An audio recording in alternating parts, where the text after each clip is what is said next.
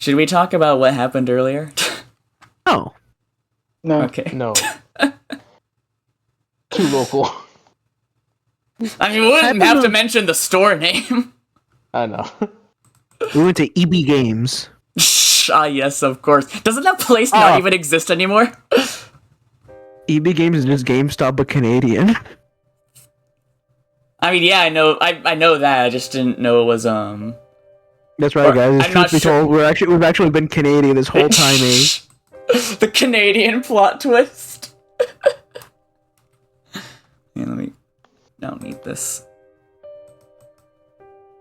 Got that. The moon! Yeah. The moon! So I guess, recap, we finally met Arcwade. And now I think... that did happen. And now we're I think like friends? we're like her captive, I think. Got involved in a vampire gang war. Yeah, No. pretty much, yeah, actually. Oh, Yeah, God. except everyone's all about Bloods. Like Twilight. I suppose. Yeah, here we go. Except, better. Oh! Wait a minute, no. Okay, now I understand. Okay, now what is it? It's like oh they did Twilight, but they just reversed the genders. So it's about like an everyday guy and like an emo vampire girl, and then like just at the bottom he just says, "Oh, I get it now." But yeah. But anyways, I can't help but feel myself weaken before those eyes. We already need a guide. Oopsies. Just give me a second. No worries. Give me a sec, guys. Why did you sound Alright, so cool. far away? Alright, cool. Johnny, I need you to fill the air for like a couple seconds.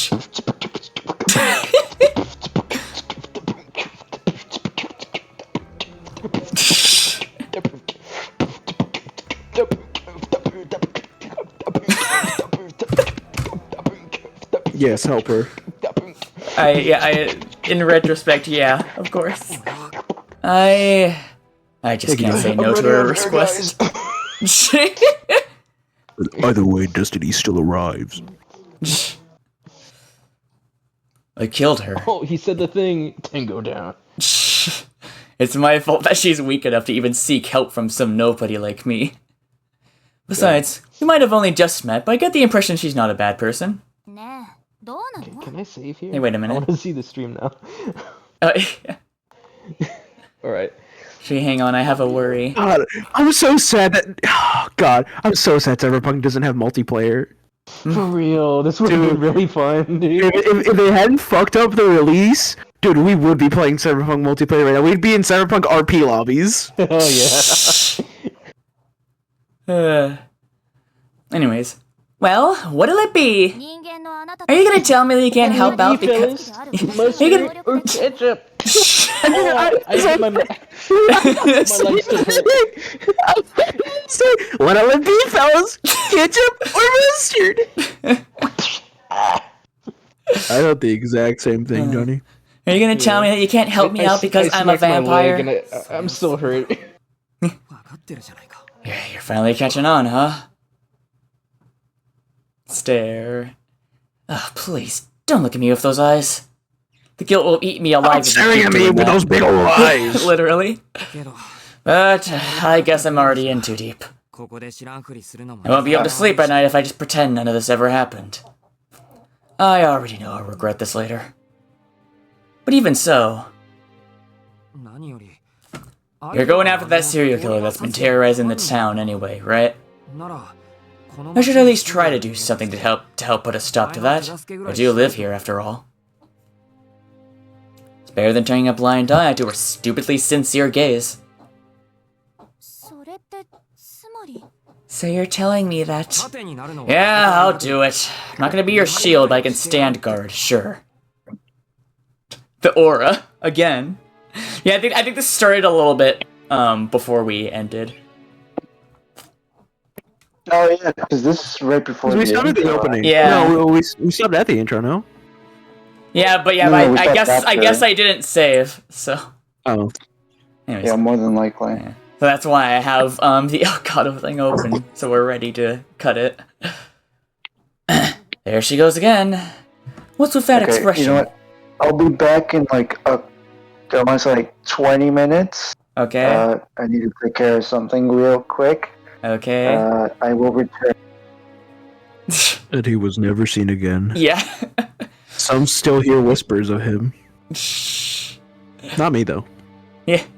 If this was a game, I'd be calling foul. Just look at her. Coming back from the dead, creating tornadoes, and now this.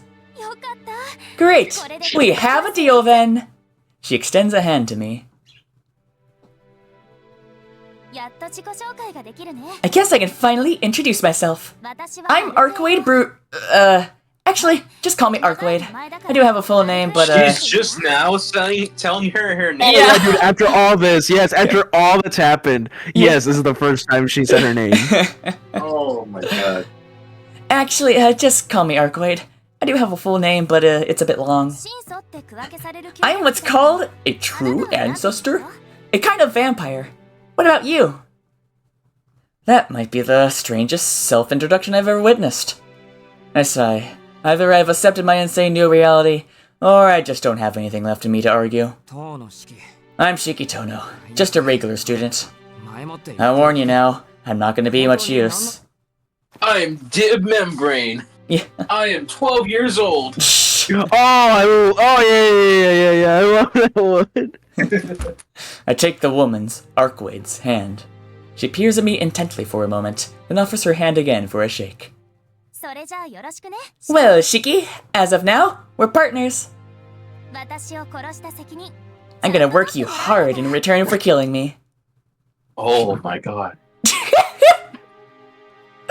She grins wickedly, her left hand outstretched. I must be the first and last person in the world to be repaying someone for their own murder. I'm really in it now, aren't I? But what else can I do? Against my better judgment, I shake hands with this mysterious vampire. This woman in white. Alright, here we go again, unless we can skip. Alright, Johnny, lay a beat now so we can fill the opening. Wait.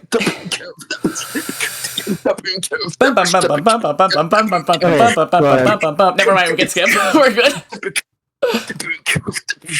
Alright. We're good. For anyone just joining in, we saw it last week. Oh wait, hang on, I didn't switch the audio back. Properties. Well, where the fuck are we? Yeah. Wave out. Alright. Where am I? A voice echoes in the darkness. The air is damp. The rotten smell that lingers in the air is eye-wateringly rancid. It's too dark to see a thing. It's driving her into sensory overload. Oh, it's a girl. What is this place? She can't remember what happened to her a few minutes ago. She can't remember where she is. She feels like she hears the voices of men in the distance. She feels like she came here of her own volition. She thinks hard enough, she thinks she remembers taking an elevator. Whoa. As the elevator descended, she was suddenly struck with a horrible realization. Oh, that's a horror. That this wasn't some goofy urban legend, but a dark and dangerous truth she shouldn't have stuck her nose into. Part of her recalls desperately mashing the emergency stop button. Where am I? But that was then, and this is now. Humans cannot turn back the clock. Time's arrow is asymmetrical. One may traverse the arrow from left to right, but never the reverse. In other words, by the time the girl realized her folly, she was already in hell. Oh. Na na na na na na na na na na na. Okay. Fearing the dark, the girl pressed her hand into the wall. Rotting juice coats her fingers. It stinks of spoiled meat. It gives way to her touch. Through her tears, she realizes it must be human viscera, but she cannot bring herself to pull away. It must be human viscera. Obviously, it's the only explanation. How do you know that? Like, just off the bat. Yeah. Her fingers must trace it to find her way forward. There is no other way to navigate this darkness. She can't escape the steady footsteps that have been following her for some time now. No, no, please, no, no, no! She has no choice but to follow the path, her expression distraught as her fingernails scrape through the slimy guts. With every step, she swears she hears the metallic cries of something grinding and twisting across itself within the walls.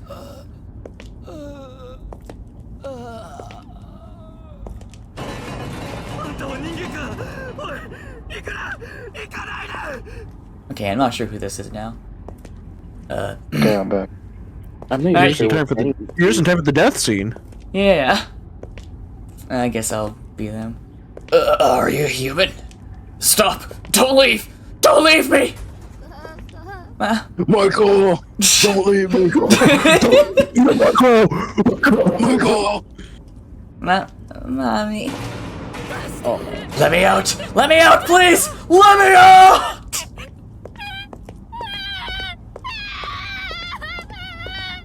It's a very serious scene, and we're just kind of messing around. Yeah. It's hard to believe screams like that could come from another human being.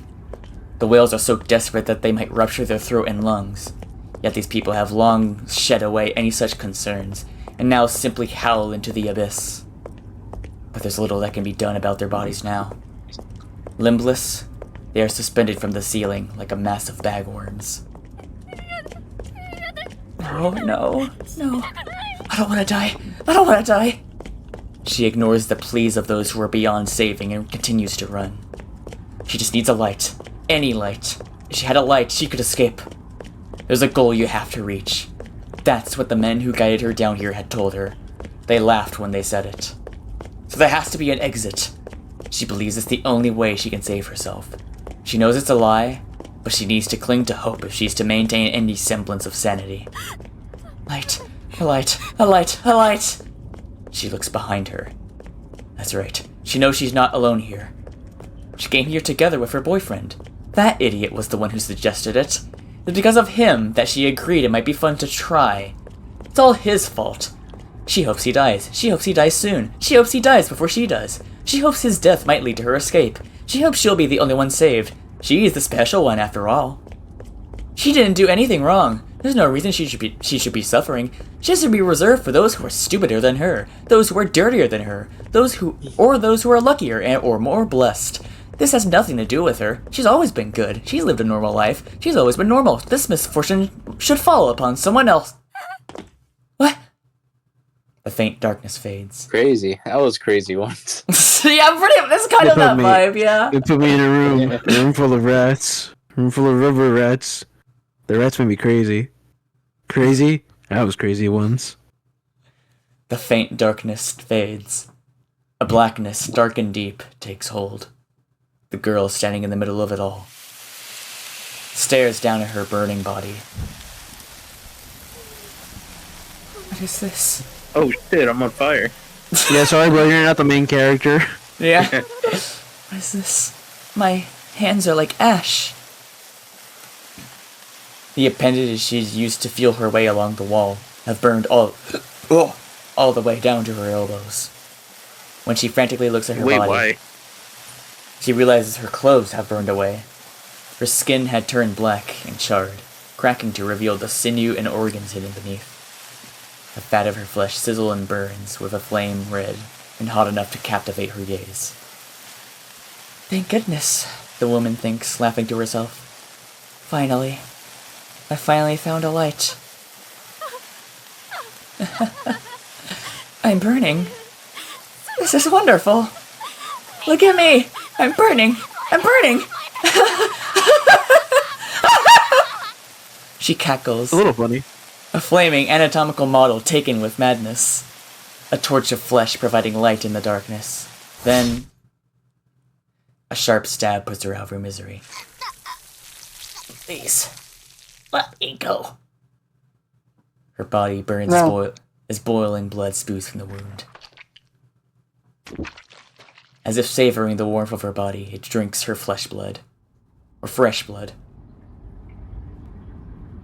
this hell returns to total darkness. Having finished its minuscule meal, it crosses through this masterless hellscape. Behind it are countless corpses, a river of flame indiscriminately swallowing all those who wander the wasteland, whether they be lost humans or the cemetery's dead residents. Oh yeah, Who wants to voice this character we don't know the name of yet? Can I? that's Kenjiro Tsuda. That's Kenjiro Tsuda. I know that voice anywhere. Oh yeah, it's cold. Alright, is Alm gonna do it or is Johnny gonna do it? I mean, Johnny volunteered. Alright. It's cold. Breath spills from its lips like smoke. It shambles towards the surface, leaving behind a trail of red in its wake like a twisted slug. I shall claim the heart of the true ancestor. It craves the prey that its footmen discovered mere The moments true ago. ancestors? She could only be from one place. Friday. Halloween night. When they see that signal in the sky, it's not just a noise, it's a warning. Oh, hi, Arco. Anyway, here's plot. Anyways, here's the blonde woman. Yeah. This. Wait, was this? Yeah. Oh, it's. Oh man! I can do a follow up joke. I had a follow up joke for what Johnny said. What was it? No, you can do it. September 30th, 1998. It's a day I'll never forget. The cop inside me died that day, and that night, Raccoon City was wiped out thanks to the bioweapons created by Umbrella. Somehow I made it out, but too many others weren't so lucky.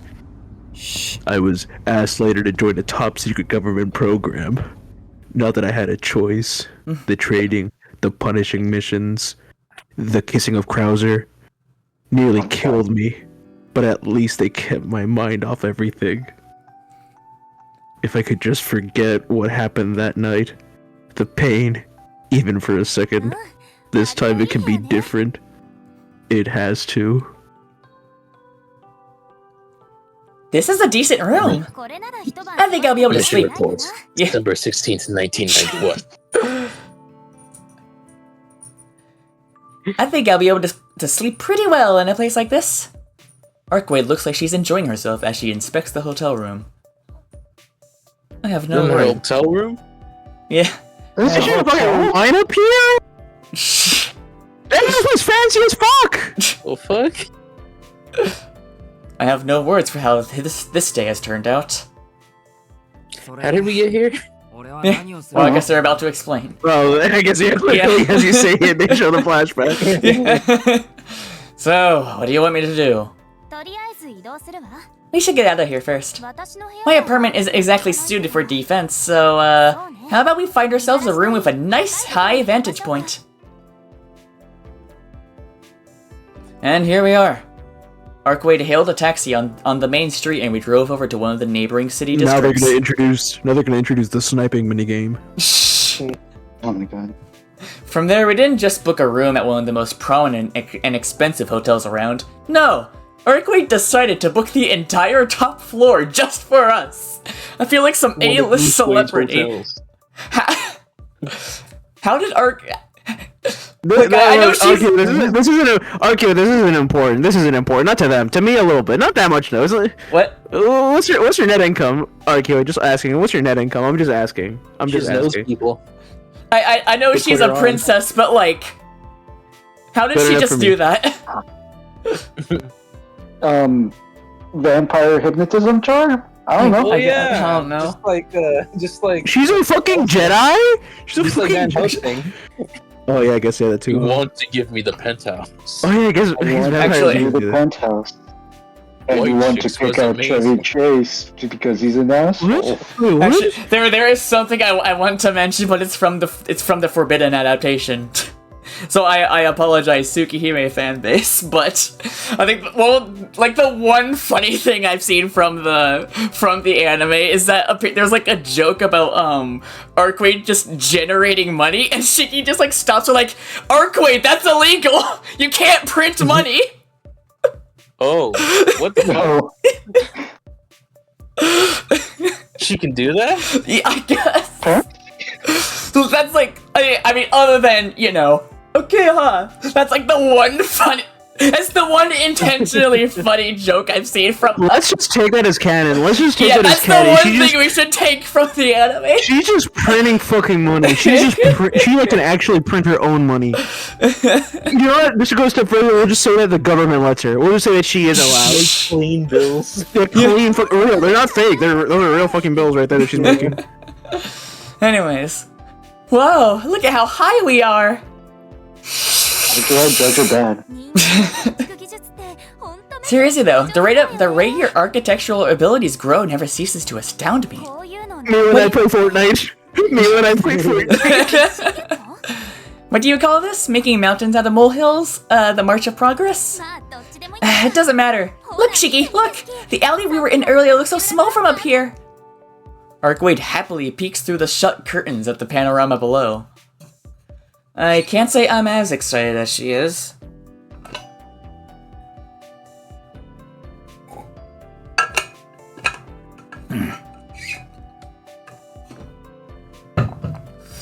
This place feels less like a hotel room and more like a standalone citadel that happens to be built on the hotel's top floor. From the sun-blocking curtains to the furniture, to the materials of the walls and doors, every last bit is grander than everything you'd normally encounter. And since we rented out the entire floor, we won't be seeing any other guests. Upon closer inspection, I noticed there's even a TV screen that displays an active feed of the first floor lobby. No matter where I look, I'm reminded that this room is reserved only for the most privileged of people. We'll hide away in here for the night. Oh, and don't you worry about the cost. I'm pretty rich, so it's all on me. Arcwade speaks How cheerfully. rich are we talking? I'm loaded. I'm just chilling like a baller. Yeah, how rich are we talking? How rich are we talking? I would like to know. You have to notice that Arcade's blonde? I never noticed that. Oh my god. Uh-huh. He jokes, but that is a real conversation we have had. I don't know if that's public information or not. I don't know if that's public information until now, so I thought I should mention it. That's crazy. That's crazy. That's crazy because I've been into Tsukihime for fucking years and they just never clicked with me. Like, wait a minute. It was. I guess we should explain the story. It was just one night we were playing Type Lumina and he was playing Arcwade and he won and he was like, "Oh hey, I never noticed Arcwade was blonde," or something like that. The hell? And we were both like, how in the fuck do you not notice that? Y'all wouldn't get it. You're I right, see her for because her it's so- soul. That's. That's kind of similar to what I was gonna say. I was gonna be like, you know what? Maybe for Edwin, blonde isn't a color. It's a state of being. It's a state of being. Sure, let's go with that. It's a state of being. Anyways, Arcwade speaks cheerfully as she steps away from the window. As amazed as she seemed by the view a moment ago, it appears she's already grown tired of the bird's eye view of the city. Arcwade, what were you thinking? An exhausted sigh slips out of me. I was thinking about a bunch of things. I don't mean just now. What are you thinking sharing a hotel room with a guy? I pause before I finish my sentence. I'm only here to watch over this self-proclaimed vampire while she sleeps. I shouldn't say anything that might complicate it even further. You know what? It's fine. Do whatever you want. You're weird, Shiki. You switch between anger and silence on a dime. I never know what to expect from you. Arcwade chuckles as if something's hilarious about the situation. Meanwhile, I'm standing near the door, muscles tensed as I keep a watchful eye on the room. Watching her relax, I realize we couldn't be more opposite from one another right now. Fatigue has spread through every inch of my body. I wish I could rest, but I also know that the second I take a seat on the sofa, I'll doze off. No matter how tired I get, I know better than to let my guard down now. Shiki, do you want something to drink? They've got plenty of options. A carefree voice calls out to me from the minibar. Needless to say, the bottle's arc-weight holds are filled with alcohol. Aren't you too young to I stop. I have no clue whether she's over the legal drinking age or not, and I don't particularly care to find out either. Oh, trust me, she's quite over the age. Yeah, vampires and shit. Yeah. I'll grab something later. For now. No matter how exhausted I am, no matter how confusing the situation might be, there are some questions I have to ask her. I need to know what she is. And I need to know how much danger I'm in. I can't even afford to sit on the couch if I don't at least attempt to understand all the weird things happening here. For now, there's some things I'd like to ask you. We can relax afterwards. Oh, sure. I don't really mind. Why the sudden politeness, though? You do realize I haven't let my guard down even once around you.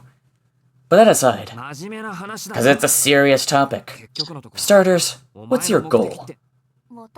Me? Oh, I'm here to hunt down a vampire. Hunting vampires is my duty. Yeah, you told me that. But aren't you supposed to be a vampire as well?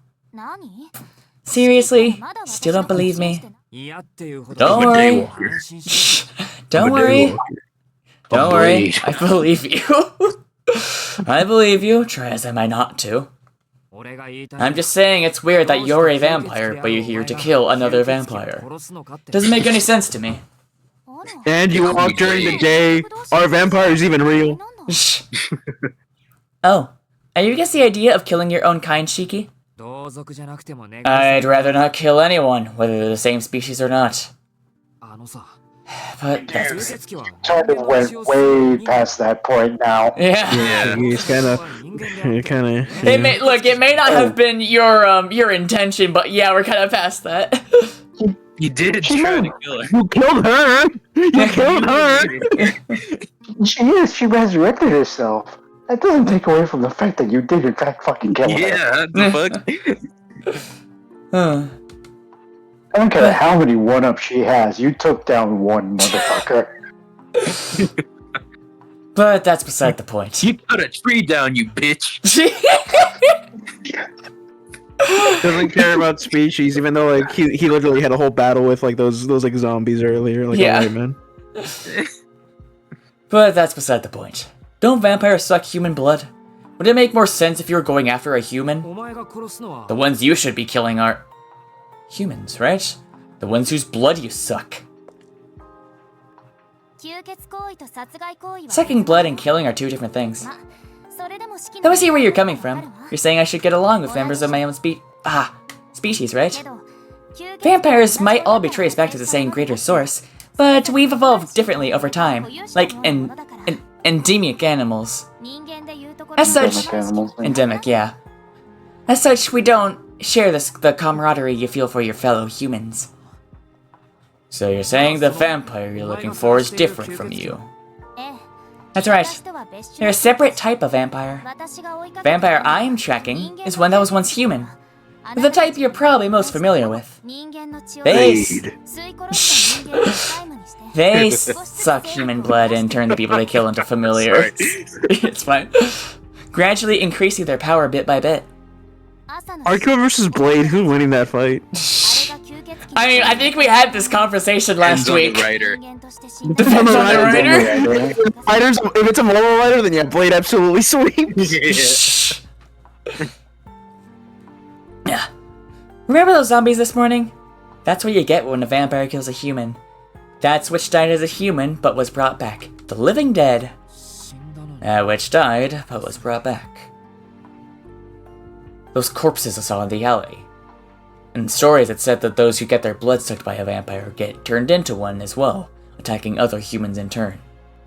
That's how they propagate and spread. If this goes unchecked, then a whole town could be turned into a stronghold for the living dead. The vampire that's looking in your city is of that type. Unlike them, I don't have the need to drink blood, and I've got no attachment to those of their kind, so I'll feel no hesitation in striking them down. Arkwade states the words matter-of-factly. Guess there really are all kinds of vampires out there. It's a little late to bring this up. But what the hell were you thinking when you said you were going to use me as a shield to go after that vampire?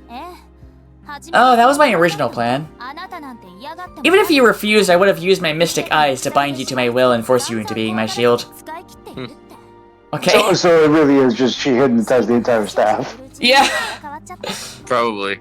But I changed my mind after talking to you. So she was planning to take me by force. Don't think I'll be forgetting about that. Shiki will remember that. Real. So, what changed your mind? Guess I realized I had the wrong impression. You had me thinking that you were with the church after you killed me like that. Which would have meant that you wouldn't just be good backup, but you might even know where my target has made their nest. But turns out you're a totally normal human. Forget knowing where their nest is located, you barely know what a vampire is. Totally normal, eh? Yeah. Though I suppose it would be unusual for the church to dispatch one of their executors to an atheist country like this anyway. And it's even rare to see one working solo, since they're almost always sent in two-man cells, a master and a disciple. Arkwade mutters to herself. Like Jedi. Yeah. Arkwade mutters to herself as she paces around the room. She's gotten so sidetracked it feels like she's forgotten all about me. What's with that look? Why does she look so mischievous? Anyhow, my sights have switched back from you to my original prey, that vampire. Though it's kind of a shame. She manages to say such a terrifying thing in the cheeriest of voices. Shit, she definitely hasn't forgotten what I did to her.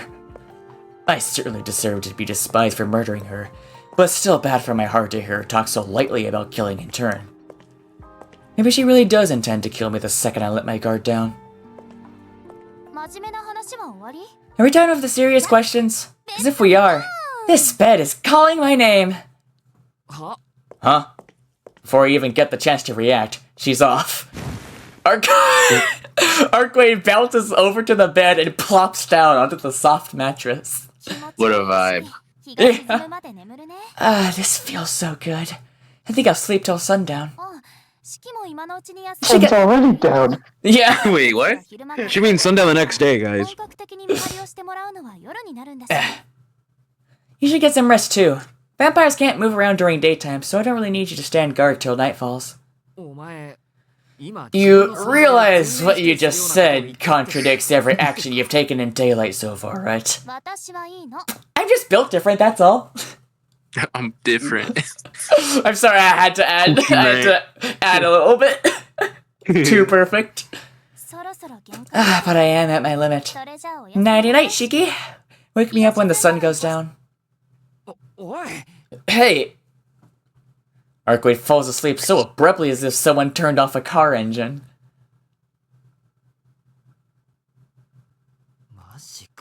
Seriously? I can hardly believe it, but she's actually asleep. I feel like an idiot for staying next to the door this whole time in case I needed to run. Is this okay? I mean, I'm on to talk, but is she really okay with this? I was practically taken here against my will, but now I could just as easily run away. And don't tell me she's forgotten. Even if I don't feel the same impulse now. I already killed you once before. So how can she doze off like this with me around?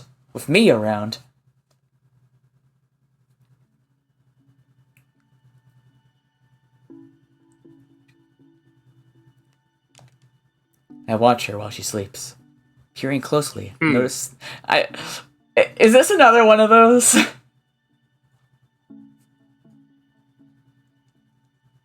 I'm getting the feeling this is another one of those. I actually don't remember, but I think so, yeah. Alright, boys. Is it time for us to fuse once more? I mean, you have to, like, we have to see first. Yeah. Yeah, So that was yesterday because I am. we have I am to playing judge Kakarot right before now. we have to judge the full power before we go with it. Peering closely, I notice the slow rise and fall of her chest as she breathes. But other than that, she doesn't move a muscle.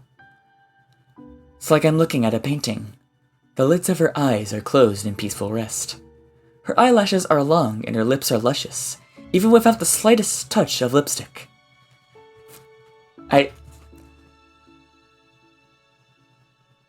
You think? Is that enough? Probably. I don't know, man. What kind of screen? It's like in between, man. Yeah.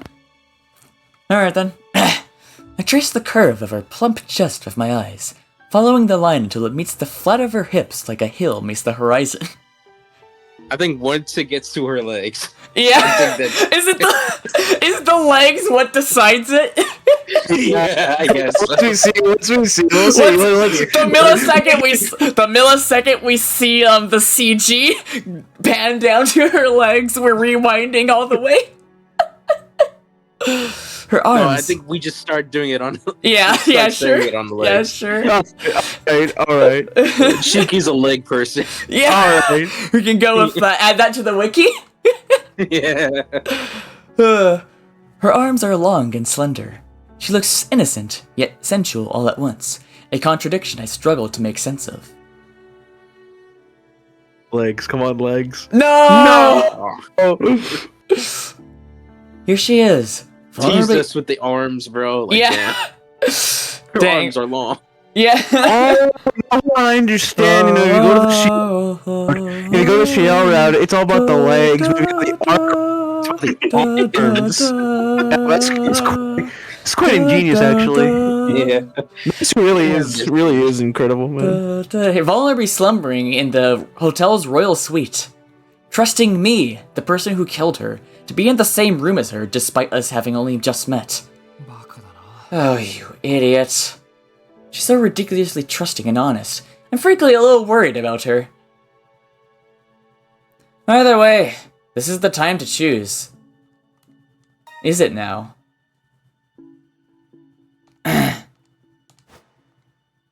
This may be my last chance to turn back. That woman told me to be her shield. But... let me just double check something real quick. Alright, Johnny. What? Go for it. Me? No, Oh. just yeah, thank you.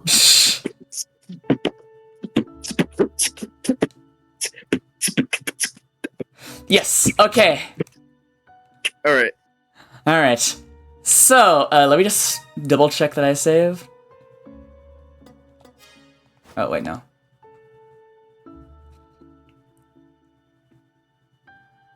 Alright. Mario and Zelda, Guardians of the Galaxy parody. What the fuck? What? Wait, what? What did my YouTube pop up? Wait, Johnny, so I'm gonna send you on Instagram real quick. Alright. But anyways, I'm going to make an interesting decision. I've had It's enough. not part of the route? Or it's I've just had whatever? enough. You'll see. I've had enough of this madness. I'm leaving. I still can't shake my desire to live in the normal world. I feel a sense of responsibility for killing Arkwade, of course, but that doesn't mean I have to accept every restriction she imposes on me.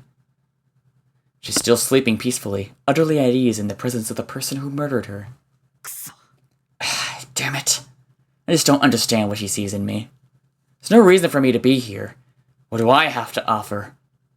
If I'm ever going to go back to my everyday life, now's the time.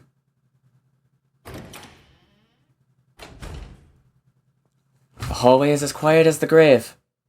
Arkwade has booked out the entire floor, so the two of us are the only ones here.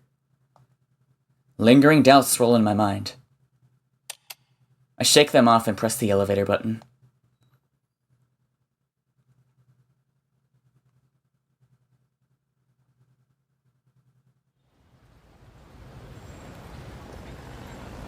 I take the train back into town. It's just past noon. I could head to school, although I wouldn't get there until 5th period if I'm lucky. Or I could go home, crawl into bed, and forget any of this ever happened. But I can't summon the will to go back to the mansion. I decided to go to the park and clear my mind a little. Why is it always the park?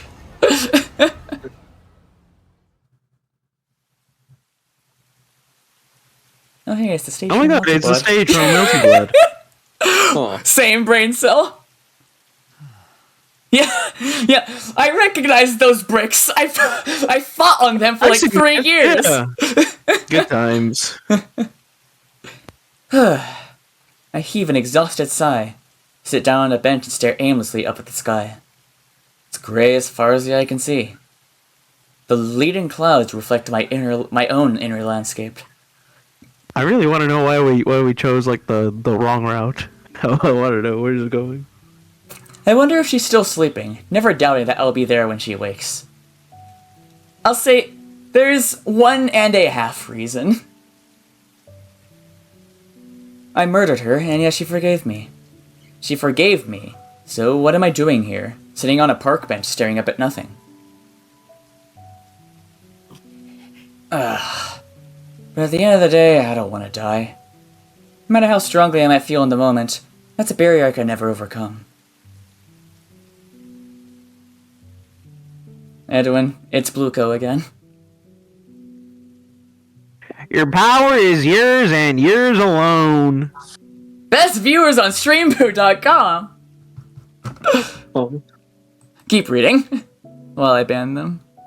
Oh. But that's why you mustn't forget.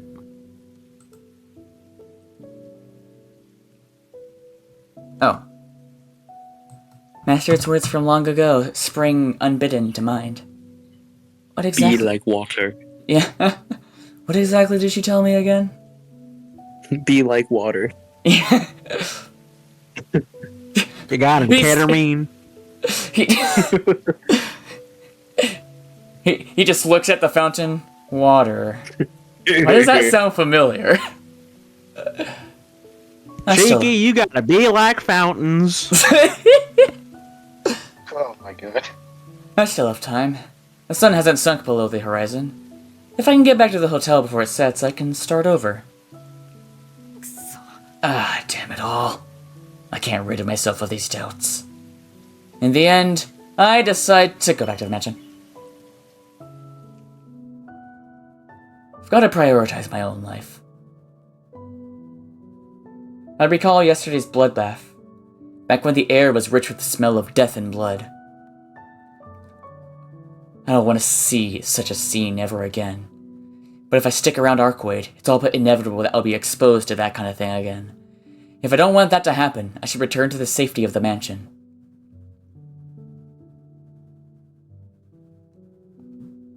It's just one big flaw in my decision. I'm well aware of what it is. I'm even conscious that this is wrong of me as a person. I force those thoughts out. I'm not running away. That's what I keep telling myself as I head on home. I just have to get back to the mansion, then everything will be fine. Night will fall, and all this weird stuff will be resolved somewhere far away from me. Oh, who voiced her again? It was Johnny. Yeah, I think that was Johnny, yeah. Wait, Yeah. who is this? It's this purple girl. Yeah. Who Hey, you. Alright. No. Hey, you. Got a second? I'm pretty sure they still haven't said her name in the game yet. Correct. Yeah. The Huh? purple girl. Yeah, she is still Purple Girl to us. Yeah. I mean, like, I know her name, but it's just like, just keeping it It's Michelle ambiguous. Afton. That'd be crazy. That'd be crazy. I mean, hang on. Cheeky, I got a job for you. I just need 5 nights. Just funny, today, me and my coworker... Anyway, should I bring this up? Should I mention this? Hang on. I just DM'd you something. We were just chilling. And then we both just started quoting, like, FNAF brain rot videos. Why? Because we were just chilling there, man, and there was, like, people around, too. We're just like, Dude, you know what's scary? It's like what, like when Freddy fight Five Oh my Nights, and then he starts God. singing too. Oh my Like, God. Freddy fight Bear, Freddy Freddy, Fazbear. Freddy fight Bear. Har har har har har har. Oh my god. Wait, Edwin, the thing I DM'd you, should I mention that or should we just continue keeping it ambiguous? Nah. Alright. Unnecessary. Wait, Alright. Edwin, did you send me something? No, I sent him On something. Instagram. I Oh, should just yeah, on Instagram. that too. Did you? I think it's important to look at. Hold up. Anyway. Oh, Huh? yeah. Oh, now it shows up. Oh. There Just you as I'm about to get up from the bench, a voice calls out from behind me. Oh my god. What is it? Can you describe? So think of a white Darth Vader. As in the suit is white, or? Oh. I'm burying the lead here. Yeah, continue. Okay. Darth Vent. Alright. I'd leave you alone, but you just look so sad and miserable. It's a girl I think I've never seen before, and she somehow strikes me as oddly familiar. What? Oh, we met her like 3 times. What do you Yeah. mean before? Was it real? I don't remember that. I'd wager I think you were gone for some of them. No, Look, we met her on the train. There's the train, Then then the at the alley. school, and then the alley. I know. Okay. I'd wager I'm she's just a mid. joking. Yeah. I'd wager she's a middle schooler. Yeah, Jordan. but she's not wearing a uniform. Looks like I'm not the only one skipping school today. What part of me looks miserable exactly? Your face. It's as lifeless as clay. People look like that when they're about to die. She's trying to crack a joke. It's not a very good one. I can't even Why do you look grease. so serious there? Yeah. What did she mean by that? What did you say? What did you just say?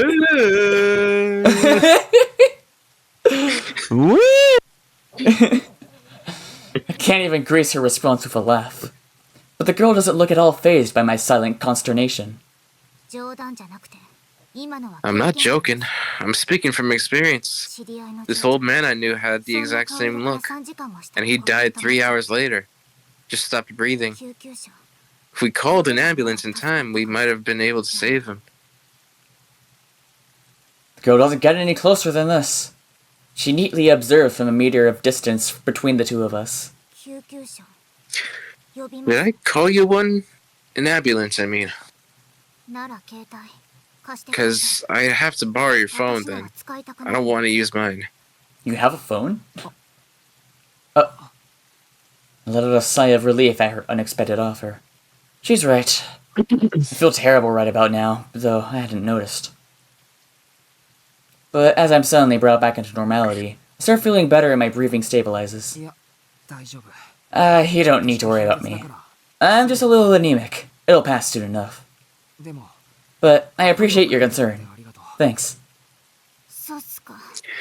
Okay. I'll be on my way then.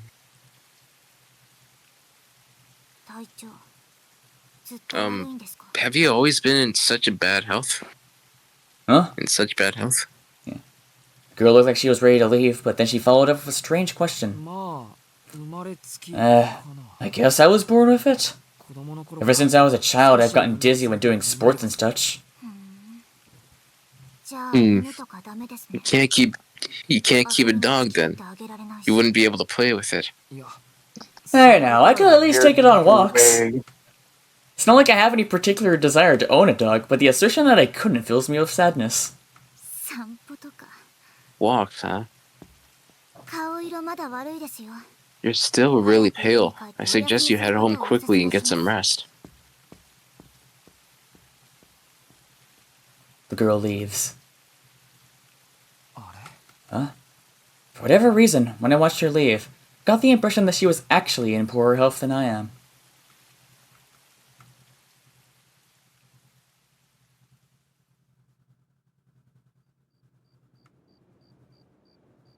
Ultimately, I took some more time to rest up in the park before heading home.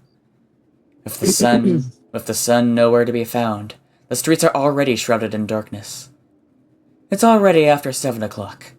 The gates to the mansion will close at 8. I should hurry if I don't want to. It's 7 o'clock and you still have your pants on. What's the occasion? What? Guys, we should watch the recently discovered Family Guy pilot. We should watch that. No. Alright. I've already watched it. I've seen it 3 times. 3 times. The gates to the mansion will close at 8. I should hurry if I don't want to receive a scolding from Akiha. Akira. The oh yeah meme wasn't gonna be in that episode of Family Guy. It wasn't gonna exist at all. It's not even in the pilot. Huh. The Kool-Aid Man isn't there, which is crazy because that's like iconic. Yeah. In the first episode? Yeah, like we're like, I sentenced you to 20 years in prison. Oh no! Oh yeah! Oh, okay. I forgot that was the first episode. Yeah. As usual, there's no one on the roads surrounding the mansion. The sun has only just set, but it's so quiet you'd think it was well past midnight. Alright. This is where I went that night when the dog was keeping me awake. Oh. Damn! Huh? A lump of blackened meat drops down in front of my eyes. Holy shit. My blood runs cold. Why are they here? Flitters through my mind. Isn't it obvious? Follows it at its heels. Arkwade wasn't the only one they saw back in the alley. There was a human with her too. Me! I tried so hard to ignore the obvious truth. Instinct finally catches up, and I reach for my knife. I back away, keeping my eyes on the dead that have emerged from the forest at the edge of the road. Then...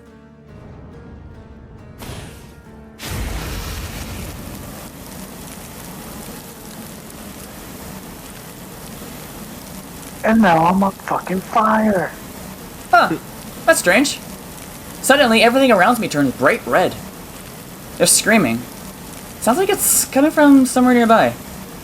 My body jerks and writhes with pain like a wound-up spring set loose. I keep twitching and squirming. My consciousness, my body, my vision, my world, all of it flashes in and out of view, like an ambulance's emergency lights. Are you dead? Screaming. So much screaming. I think he can recover. It's like the sound is coming from my own mouth. Redacted. I drop onto the ground with a thud. Kinda reminds you of Control, not gonna lie. I can't move my limbs. They're not in any state to be moved. It's on PlayStation Plus. All that remains is the Sure. pain that sears through my eyeballs.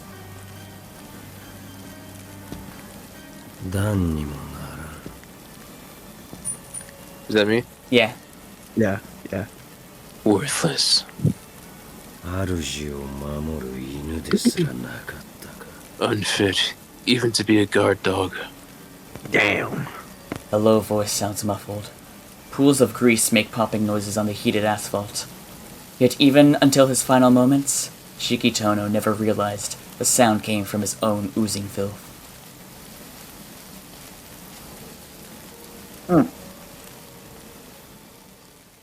Alright, we're done with the game, guys. Yeah, what an interesting ending. GG's. Can't wait for Red Garden. Yeah, man, I can't wait. Actually, it was pretty short, but you know what? It was pretty good. Oh, what is this? Teach me, Miss GL? What the fuck? This segment has been created solely for the purpose of assisting troubled players. I'll say nothing, and bears no relation to any actual persons or Tsukihime characters.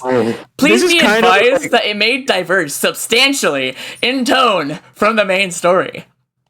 So basically, we unlocked Funky Mode. We have unlocked Funky Kong Mode. Oh Why don't my we God. play this dubious hint? My first Miss GL. Allow me.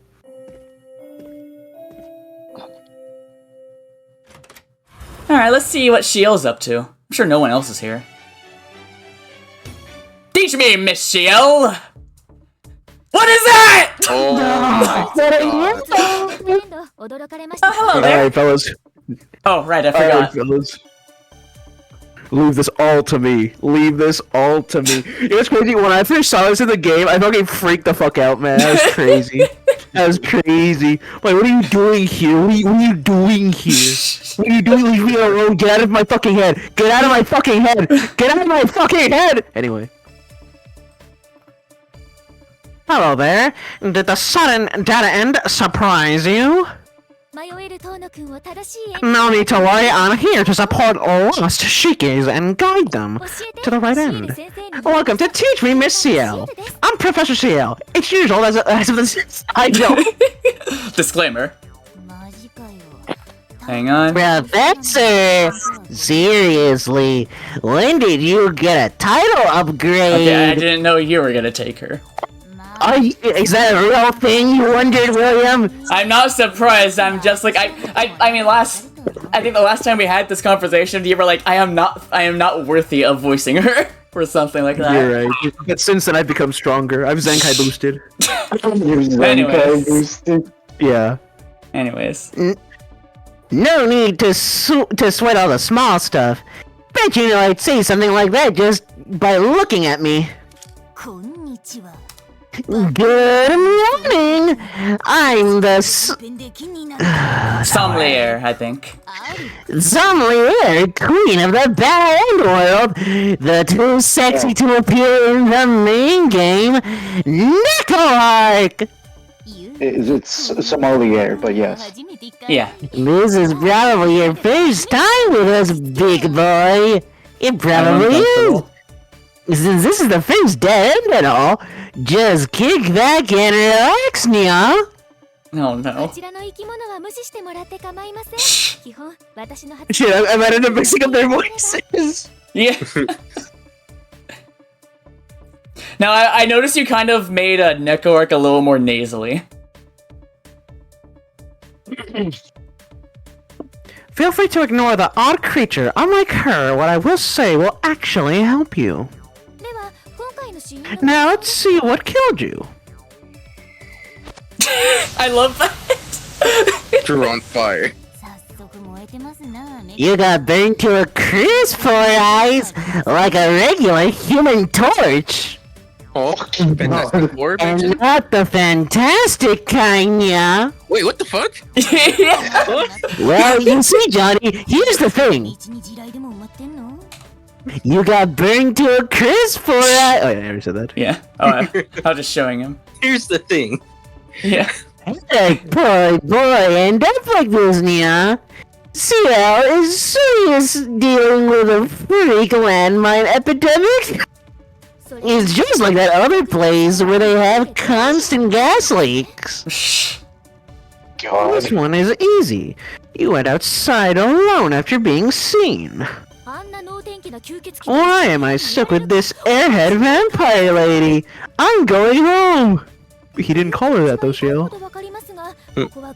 Believe me, I understand how you feel, but sometimes you have to be patient. It may not be your fault that you're here, but you're part of this now. So no going home until you've done something about that vampire. You had one last chance to go back, and you left, didn't you? After you left, but yeah. Yeah, sure. Perhaps you should take that opportunity to return to the hotel. Damn. The leaving and coming back means our affection points with Arctic a hit! All the more reason why you should, if anything, keep playing hard to get. You know what's really scary? No matter what you do, the vampire will still like you. I don't know about that. Everyone has a breaking point, yeah. But you know there's something great when she gets all desperate.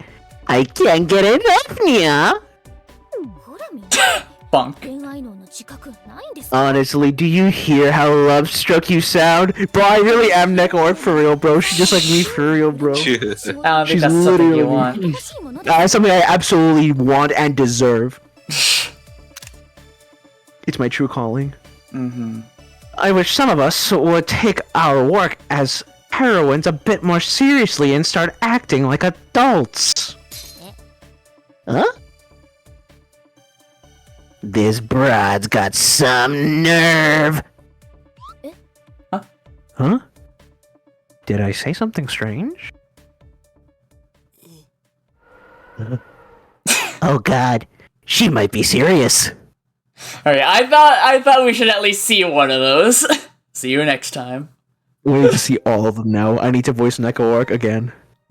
I can't believe it. I did an Echo Arc voice and it didn't just sound like Monokuma. We did it, guys. Yeah. I'm improved as a voice actor. Alright. I'm... Pretty boy. But now for real.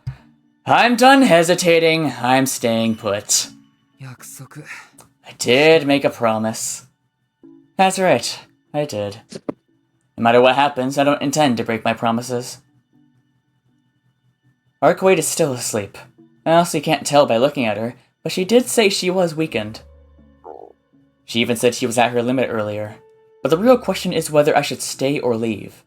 I didn't even have the chance to think on it before. It's quiet in here. We're the only two people in this room. On this entire floor. On this entire floor, even. So I'll save wondering if it's rude to count self-proclaimed vampires as people for later. Dang! You idiot. You don't even know what side it'd be rude. You don't even know which side it would be rude to. I scold myself. After being chased the entire morning, my body's too tired to move properly. Even thinking is exhausting. I guess I should try to relax first. I tear myself away from the door and sit down. The chair I chose is a tall one, adjacent to the minibar. I find a bottle of mineral... No, not yet. I find a bottle of mineral water inside and pour myself a glass. And then I grab a banana, eat it, and then I rub my face with the banana. Much better. The cool water unravels my scrambled thoughts. The wild chain of events this morning has clogged my mind, keeping me from thinking clearly. I should take this chance to carefully decide on my next move.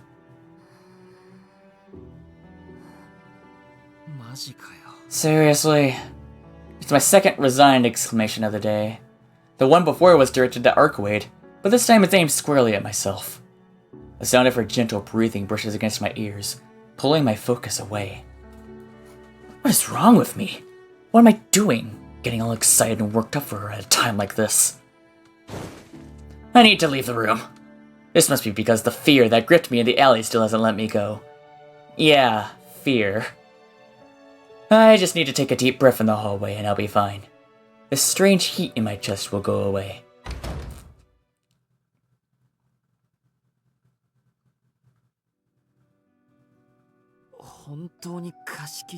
We really did book the entire floor. There's not a single other guest or staff wandering the top floor. Arkwade is currently sleeping in the corner room at the end of the hallway. We've got a clear view of whatever would come our way, but it also means that we're that much further from the elevators. I totally forgot about school. It's a little past 11 AM now. I've doubtlessly already been marked as absent. It'll be a lot of trouble if the school calls the mansion, but there's a little I can do to prevent that. Akiha's definitely gonna have a thing or two to say about this, but this isn't the time to worry about that. Shaky, your food privileges have been taken away for the next 3 weeks. That's exactly how long a human can live without food. Excellent. I don't think it's closer to like a week. Is it a week? No, that's without water. No, that's without water. That's without water. Yeah. Or No, without water, I think it's 3 days. days. Yeah. Oh, let me check. Let me check. Give me 3 days. Oh my God. God. It may be too late, but I guess I should text Arihiko. I don't feel good, so I'm skipping. Make up some excuse for me if you can. I send him a loose reason for my absence and hope that he'll rise to my call for help. I'm not begging him to work any miracles, just hoping he can figure something out if the opportunity presents itself. If only I could tell him more about what's happening. No way, he'd just call a mental asylum on me. There is no way to explain the situation without sounding like a lunatic. Our ego doesn't need to know more than this. Okay, so like, well, okay, let me tell you what happened, dude. So like, this white woman showed up, and then I killed her, right? But she was actually like she brought herself together, like she put together the pieces. She's like a Lego, and then, you know? Yeah, she was like a Lego, but like a flesh Lego. And then like we fought like zombies and like a panther in the alleyway, and then we rented a whole hotel floor. Well then. Thinking of a familiar face calmed me down a little. It's time for me to return to the room where the self-proclaimed vampire slumbers.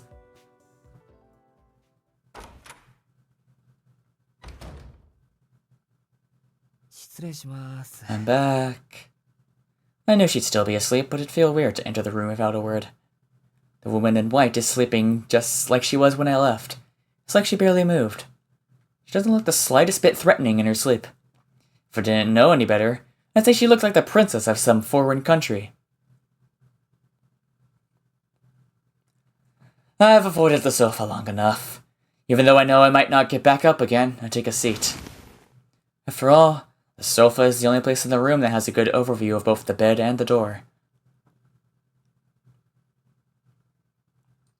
It's just as ridiculously comfortable as I'd imagined.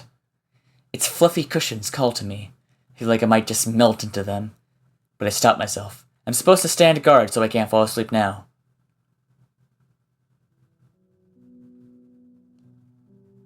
Even from here, she's almost nightmarishly beautiful. Her smooth, pale skin, her slender fingers, each one a piece of fine art. The soft curves of her body. Every last detail of her body is about equal, and when put together, the composition is flawless. I've never seen a figure so sublime. No, that's not right. In all my life, I thought I'd never see one. Let out a long sigh as I look up at the ceiling. For all that talk about being a vampire and coming back from the dead, Arkwade is a living creature. One that looks and talks just like a human. And the fact that she's too weak to even get up on her own is all my fault. I need to take responsibility for my actions. I think back to what I was taught in my younger days. It was Master who told me, because my eyes are unusual, they may attract other unusual things. It's about time for me to pull myself together, just like she did. For now, I need to keep my promise. Tonight, at least, I'll protect her in whatever way I...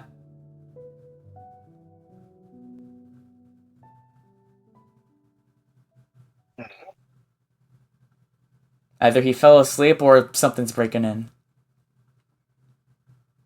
White.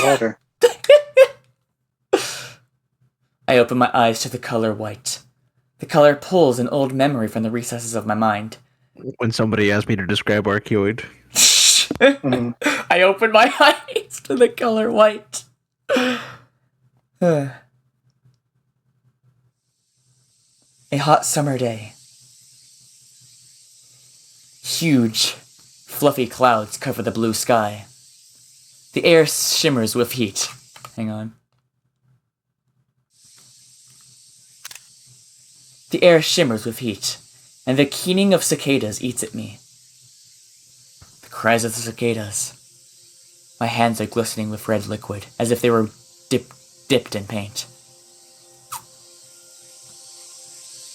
Screech, screech, screech. What's up this like... I don't like where this is going. Yeah. I love where this is going. Cicada husks are scattered around. It feels as if the beating sun is right on top of us, burning, sizzling, scorching the clearing. A hot, midsummer day is as if the world has warped into one massive frying pan. Oh. Sob, sob, sob, sob, sob, sob, sob, sob, sob. Akiha is crying. Akiha, who's always following after me, is weeping into her hands. A child is on the ground next to her. The sunlight plays over my slick, wet hands. Yes, my hands are cold. The other child is cold. The red blood painting our world is warm. Shiki. The adults are here. The other child is dead. The adults are yelling. They scream, asking whether I killed him.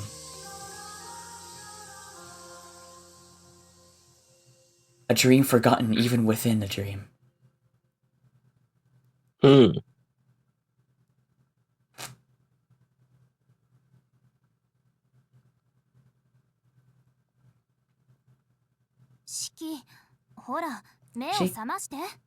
Shiki, wake up. The sun's gone down already. White. My body is violently shaken from its slumber. A cold hand grips my shoulder as an unfamiliar voice calls to me. Arkwade stands in front of me. The world outside the window is dark. When I glance at the clock, I realize it's already past 8.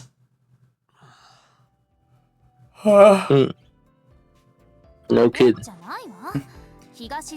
Not the most reliable. Why are we looking at her legs? Is this it? Is this the moment? Is this it? Is this the moment we've been waiting for? We all fuse but just to read Arquade's lines? Not the most reliable, are you? I told you to wake me up at sunset, but look who's sleeping instead. Sorry, I must have dozed off. Such a mess. To think I'd fall asleep while watching over her. You make a pretty poor bodyguard. If someone had attacked us while we were both conked out, we'd both be dead right now, you know? I said I was sorry. Didn't you say we're basically safe during the daytime anyway? I said that vampires aren't active then. We still could have been attacked by familiars like the ones you saw this morning. Arkwade is mad. Of course she has every right. Sorry, I thought that was funny. Of course she has every right to be. A guard who falls asleep during his watch is no more useful than a scarecrow. And hey, did you forget I'm a vampire, Shiki? So how come you can sleep next to me like it's nothing? I mean, would it kill you to be a little more scared for your life? I take back my apology. She seems more upset at the fact I wasn't too terrified to fall asleep near here than my failure as a guard. Finally reclaimed enough strength to move, only to wake up and find you sleeping like a baby. You look so defenseless, it's honestly making me wonder if I'm lacking in vampiric grandeur. Hold on, if I'm defenseless, then I'd say the same goes for you. You're the one who asking her own murderer to guard her, while she sleeps like a little princess. What makes you think I wouldn't have done it again? You shouldn't underestimate me just because I'm human. I bite back at her like a trapped mouse squeaking as a cat. It's really just a bitter attempt to save face, and yet... Oh... Arkwade falls silent, apparently only just having realized she's rooming with her murderer. I suppose you're right. For some reason, I guess I started trusting you completely after our little talk. Well, it's not like she has any bad intentions. If you trust me that much, I'll just have to help you out the best I can. Do you want me to just keep a lookout? That's right. Just until the sun rises again. I won't be leaving the room, so I need you to guard me against anyone who comes to this floor.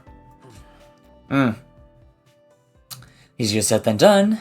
If something like that panther shows up again, I'm not sure what I'd be able to do about it. I'm way out of my league here. Can't exactly do my job as a bodyguard without knowing what I'm up against first. What the hell's a bodyguard? I've said that twice now, I hate it. It might be best if I continue where we left off last time. Panthers and burning zombies aside, still know pretty much nothing about Arkwade or who she's hunting. I need to confirm something, Arkwade. Were those things that came after us in the alley sent by your enemy? We're more just patrolling the area. Those ones are tasked with keeping an eye on certain paths around town. Few of them spotted us talking while we were patrolling, and now they know I'm here. They? You mean your target? Exactly. If I were in better shape, getting spotted would actually save me a ton of trouble. But as things are, I could get taken out. That's why we fled here. If we were attacked again, I could fully recover. Or if we were attacked again before I could fully recover, it'd be real bad. Arquade's enemy is the serial killer that's been terrorizing this town. Another vampire. From the sound of it, the vampire is after Arquade as well. Though they don't seem to be on a level playing field right now. Arquade is still extremely weak. So the other vampire has lackeys acting as its eyes and ears, and you have no one. Arquade pouts and puts her shoulders up in a huff. She isn't refuting it. That must mean she really is alone. Well, I guess that makes it easier for me. You were talking about how there were a bunch of different types of vampires earlier. Is this the same thing? Like, are we dealing with a type of vampire that has a bunch of followers? I wonder if there's a simple way of explaining it. Arquade's eyes wander over the ceiling as she thinks. Doesn't feel like she's that used to conversation. It's fine. You can give me the complicated explanation. Just tell me whatever you can. She's really pretty. I might not be able to follow everything, but I'll try and make sense of it one way or another. You sure? Thanks, Shiki. Yeah, no need to thank me. Just let me know what's going on. Arquade nods earnestly. So, there are a few types of vampires that can convert a lot of followers. The one that's taking residence in this city is a particularly old type called a dead apostle. I was about to just randomly yell out a spoiler. I was about to yell out a spoiler. What? What? Can you DM me? Or wait, is it... It's another dead apostle. Oh. I was gonna make, but it's... Is it a spoiler if I'm making a Melty Blood type Lumina reference? Yes, because it's a spoiler for the main game. It's this, right? I don't know, man. You know, if like, you know, Melty Blood type Lumina came out before the remake. Well, it didn't in Japan. Well, shit, man. I don't live in Japan. I live in fucking Canada, so like, you know. Are we still going with that? No, I just wanted to bring it up that one time. Yeah. Anyway. Or as the church sometimes calls them, a Castellian. A custodian? No, The a Apostles Castellan. Lesser, fully autonomous, can create children from humans by drinking their blood This or is otherwise like those corrupting fucking them. YouTube tutorials. Yeah. This is like those fucking YouTube tutorials. Wait. The- Hold on. Edwin. Yeah. That is Castellano. It's the fucking Spaniards. Oh no. Oh. No wonder they're lesser. Shh. These Castellans will invade a town or village and slowly spread their influence. Let's look at the first stage of their invasion. They'll seek out strong, suitable... I just realized what you said! Really? They'll seek out... Okay, so like dead apostles are like they're like the halfway point. They're half and half. They'll seek out strong, suitable victims, suck their blood, and turn them into their servants. Undead. When a person has their blood sucked and dies, they turn into the Castellan's puppet, but they'll retain the personality they had while human. They become servants from Basically- Fate Stay Night. Basically, they're the type that still retains their personality. For a dead apostle, this type, the undead, make for good high-level familiars. Right off the bat, there's a bunch of stuff I don't understand. But at least my mind's feeling a lot clearer after that nap. I'm just gonna skip past all the terminology I didn't understand and go straight to the few words I did. Vampire... and that's Wait, it. what about the other three? Yeah. So these undead, the ones that still possess their original personality, they're vampires that were originally human. At rank 3, I'm not sure if I'd call them vampires yet. Intelligent enough to disguise themselves by mimicking human behavior, brains reconstructive post-mortem, elite infantry. Physically, they're superior to humans, but they're still more like worker ant leaders who can't create offspring of their own. So, what about those things we met in the alley? Ghouls. What do you call this? Ghoul. A ghoul. A skeleton. Cadaver. What do you call this? A manor. A mansion. Haunted house. A manor. Those would actually be one rank beneath the undead. We call them ghouls. Possess free will but lack higher cognition. Rank and file infantry. They can no longer mimic human behavior. They're just... That's funny. They lack high cognition, but they have free will. Theoretically, in theory, they can do whatever they want. One of them could go be a doctor. If they were smart enough, they could do whatever they want. One of them could go be a doctor if they really wanted to. They can no longer mimic human behavior. They're just pawns that carry out orders. And when zombies blindly follow their master's orders absent of any will of their own, requires minimal effort to create cannon fodder. Getting a little carried away with her explanation, Arcwade has gone and outlined different types of vampires on the board. She's surprisingly multi-talented.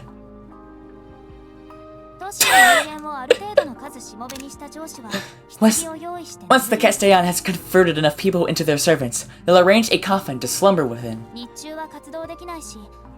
They do this since they can't be active during the day, and any type of vampiric activity will just draw more attention. As such, gathering food and expanding influence is left to their servants. The servants from rank 3 and above can mimic humans well enough to prey on them effectively. Some of the human flesh and blood they gather is consumed by the servants themselves as a sort of sustenance, but most will be passed to the Castellan. The Castellan slumbers in their coffin, accumulating power until they've converted the entire community into their own flesh and blood. And then the screen turns red. That's the type of vampire we're dealing with in this city right now. As things are, they don't have a lot of servants yet, so they're not that powerful. But the more humans fall victim, the Castellan's power will continue to grow exponentially. Ideally, one would snuff out the location of the vampire's coffin and take them out before it ever comes to that. But I haven't pinpointed their whereabouts yet. They've hidden themselves pretty darn well this time. I can't sense even the slightest trace. If only I could figure out where they're sleeping, this would all be a lot easier. Without any clues, though, all I've been able to do is wander the town during daylight to investigate. At which point, some crazed slasher jumped at me and killed me, so that was a bit of a pain. That's the happiest face to ever say those words. Arcwade claps her hands together and punctuates her sentence with a bright smile. Forward slasher, watch out. Watch out. Slasher. That's me she's talking about. I swallow uncomfortably. I see. I think I'm starting to get the picture. A terrible monster that preys on humans has built its nest in this town, and you've come here to get rid of it. While we were searching for its hideout, I killed you. So now you're weak and you have to hide until you recover, right? Yep, that's basically it. Then on to my next question. Why is this vampire making everything so complicated? Couldn't they just do everything by themselves? Why bother with all the servants? That's simply because they're weak. No matter how powerful they are or how much life force they possess, vampires like that can't survive alone. When you have as many weaknesses as they do, standing out for too long is a ticket to an early grave. That's why they turn humans into familiars and have them collect blood in their stead. Humans may be weaker, but they also possess fewer weaknesses of their own. It's essentially a matter of reducing risk for them. So vampires have a lot of weaknesses, huh? Like what exactly? Well, there's sunlight and the risk of their magical energy running dry, but their biggest weakness? It's probably that they have a lot of enemies. A lot of enemies. Like you mean? No, besides me. I'm a bit of an exception anyway. As you might imagine, humans aren't the biggest fans of vampires. And humanity's greatest assets are your numbers and your ability to band together, right? Band together.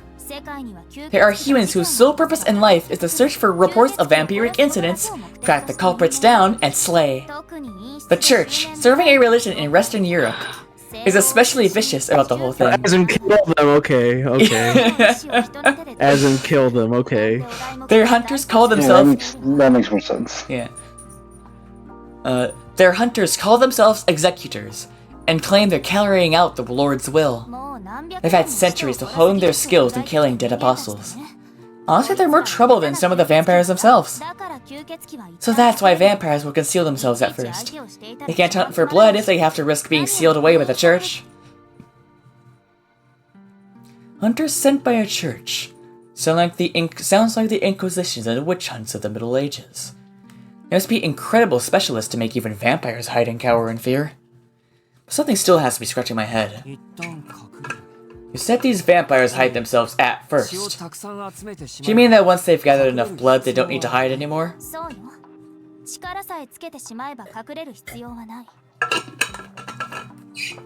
That's right. Hiding becomes pointless once they're strong enough. If a vampire is successful, then it'll be too late by the time the church's executors arrive. It'll be using the assets it's accumulated to rule the town with an iron fist. Then, once it's finished devouring the town, it'll move on to find a new hunting ground. If humans want to eliminate a vampire, you need to do so before it becomes an issue. Any later, and the city's too far gone to save. I'm sorry, Shiki, but your city's already got quite a few servants prowling around on the vampire's behalf. Humans alone won't be able to fix it. Arque's explanation is a little hard for me to swallow. I mean, I understand what she's trying to say, but understanding and accepting are two very different things. She can't just tell me that my town is beyond saving and expect me to nod along like, okay, sure.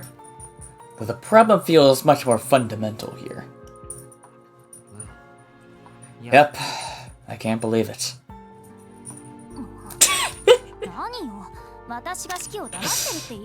Come on, you still think I try to fool you? No, I believe you're telling the truth. You don't seem like the type to lie. Obviously, what would be the point in lying here? So it's not that I don't believe what you're saying, I just can't wrap my head around all this vampire stuff. We keep saying vampire this, vampire that, but none of it feels real. I mean, I know you're not human, that much is obvious to me. But it's not like you actually feel like a vampire either whenever we talk. Yeah, I guess I can understand that. Must be pretty far removed from your pre-existing notions of vampires. You say that again? Never even believed vampires were real. Let alone that might be like, well, this. Honestly, I don't really understand what's supposed to set you apart from the other type of vampire. Finally managed to figure out what's been bothering me. Can't continue this conversation without understanding what differentiates her from other vampires. It would be wrong of me to trust her without good reason. If anything, it's entirely possible that she poses an even bigger threat than this How you pronounce it again? Castellan. Than this Castellan. Oh, I suppose it would make sense for a human to think that way. If you've never heard of either, you would have no way of knowing which one of us is more of a threat. No problem. That just calls for some supplementary lessons. Strap yourself in for Vampire 101. Teach me Miss Arkwade. We have the spin-off now. Arkwade proudly holds up a finger. Sure. And what would that be? You're completely new to the world of vampires, so we have to go back to basics. Teach you the stuff even a kitten would know. Ergo, Vampire 101. Don't you worry, Shiki. I'm an excellent teacher. Teacher? Since when? I've got to admit, it feels a little condescending for her to explain this to me like I was some kind of kid. Fine. Just keep it short, please. Leave it to me. I'll do whatever I can. I'm not sure I feel all that ready to leave it to her. Like I observed before, Arkwade doesn't really seem that used to conversing with others. I guess a self-proclaimed vampire doesn't get too many chances to talk to humans. Glancing at the clock, I noticed it's a little before midnight. Kinda shocked that so much time has passed already. But luckily for us, we've still got plenty of time to kill.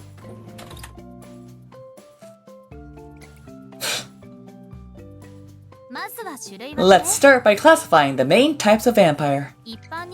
The term vampire gets thrown around a lot, but you can actually split them into two main branches. There's those who were born vampires and those that weren't. Used to be human, yeah. The former are called true ancestors, and the latter dead apostles. When humans think of vampires, what you're really thinking of is dead apostles. Drink human blood, weak to sunlight. All the different ranks I mentioned earlier are essentially a taxonomy system for dead apostles. They drink human blood, turn others to servants, and are weak to sunlight, and will retreat when faced with a baptism. Just to be extra clear, our enemy is also a dead apostle. I can't help but notice that at some point her enemy has become our enemy. But I guess that's how it is for now, so I decided to let it pass. You said these dead apostles weren't always vampires. What's that about? Dead apostles are those who used to be humans, animals, or anything that wasn't already a vampire, really. This can include those that became immortal as a result of magecraft, or those who had their blood sucked and returned to the vampire servants. In the end, it doesn't matter how they got there. The result remains the same. Unnatural. Those who become vampires obtain a flawed yet immortal body. Either way, they're no longer human. Where did you get that just now? I have no idea, because it's even more... Edwin? It's even weirder because I saw it earlier when I first turned on the PS5. What's next, That's Johnny? weird. Yeah. No, I forgot about Johnny. Ow. That's fucking weird. Yeah. Scary. Super strong.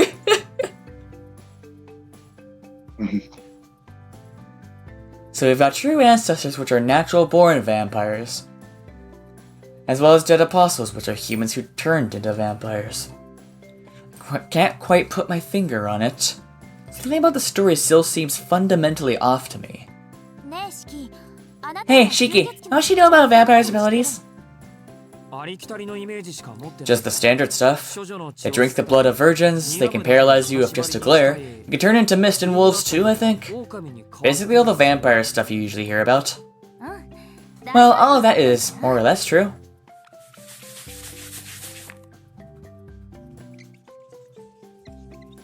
Vampirism. Yeah. The blood of those who have yet to exchange fluids with another person is... That's the one way to put it, sure. It's better suited for supplementing vampires' genetic material. Essentially, virgin blood is more nutritious. Okay. Remember, dead apostles, those who weren't always vampires, have a flawed sort of immortality.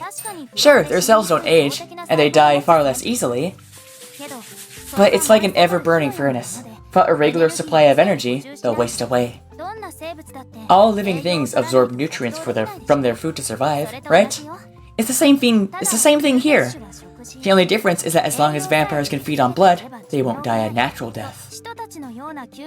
I need more water before I continue giving this lecture, basically. So much lore. This is gonna go on for a good damn while, too. I might as well call this episode the lecture. You may, honestly, at this point, yeah. You see, dead apostles and their kind drink blood because they need to in order to survive.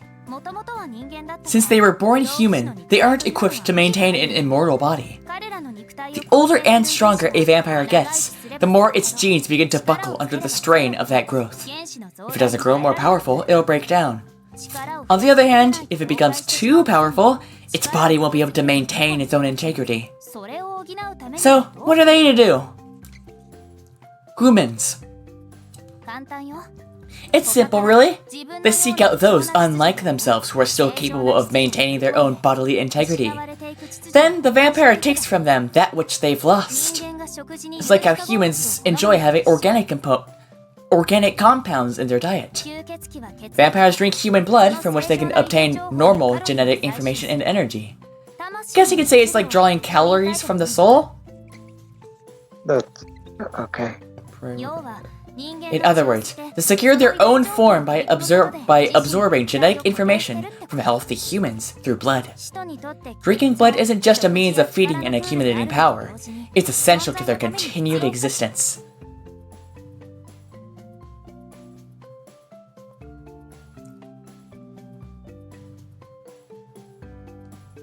The explanation makes my head spin with both its complexity and length. I'm not following this at all, but Arcwood carries right along. Next, you mentioned how vampires can paralyze people with a glare. That's a type of mystic eye. The eye makes for a convenient and powerful magic circuit, so there are quite a few vampires with mystic eyes. It's probably easiest to understand if you think of it as a way to direct magical energy in one direction. Like, a laser beam coming out of the eyes? Something like that. Vampires can shoot lasers from their eyes?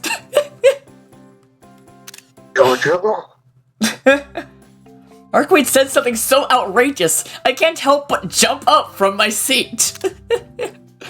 What, no, I don't think so. I don't think there are actually any vampires with an ability quite that wild. I'm just trying to give you a good picture to work with.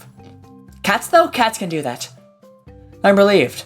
And also a little disappointed. Alright, what are these mystic eyes anyway? They're a special kind of eyes. You have them. Yeah. They make it possible to cast a single action spell by manipulating the eye's magic circuit. Think of it as a special technique. Rainbow Jewel, Golden, Ruby Sapphire. Common varieties, Binding, Compulsion, Geese, Flame, Geos. God, this better not be on the Code final Geos. exam. Flame, Illusion, Misfortune. Humans have all kinds of different swordsmanship styles, right? It's the same as that. Generally speaking, any dead apostle should be able to use mystic eyes, though there are many different types. That said, even if they train, a lot of it comes down to the innate talent and aptitude of the vampire. Most vampires have mystic eyes of enchantment. It's a basic type of mystic eye, but still effective. Honestly, any other variety probably wouldn't be that useful for a vampire anyway. Clown-to-clown communication. It's not as easy as the vampire charming whoever they look at. The victim has to meet their gaze as well. There are powerful vampires with mystic eyes that allow them to penetrate the target's mind and enforce their will upon them. But that's pretty rare as far as dead apostles go. Huh. Sounds like hypnosis or brainwashing. You can go up to someone and tell them to forget everything they saw. With a power like that, you can cover up any murder, even if there were witnesses at the scene. So... why is it that every so often he just goes back to murder? Yeah.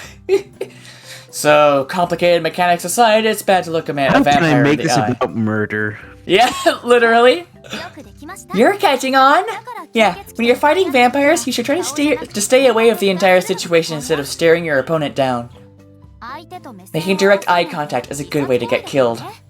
That's a nice portrait. Next, turning into mist. This could be divided into two categories. A high-level vampire might actually be able to dissipate its body into small particles. However, there are only a few dead apostles who can pull this off over long periods and distances. Lower-level vampires might be said to disappear in a puff of smoke, but I think your country calls them Kagemusha? Particularly careful vampires might create a body double and grant it some of its consciousness. When the double has served its purpose, its magical energy supply is cut, and it'll fizzle out into a bunch of dust. Let's make it look like it's turning into mist.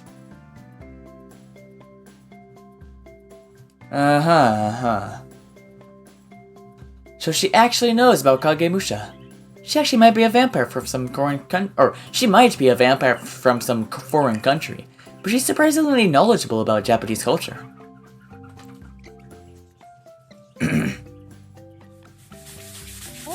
Saiyans. Yeah, the idea that vampires change into wolves, or any other animals for that matter, is a byproduct of the way vampires use familiars to heal their damaged bodies. The longer a vampire lives, the harder it becomes for them to supplement their decaying body with mere human blood. That's why they'll seek out some powerful beast and take it into their being. These beasts can be expelled from the body in their previous form. This could make it look like a vampire just turned into a wolf or something. Dogs? Birds?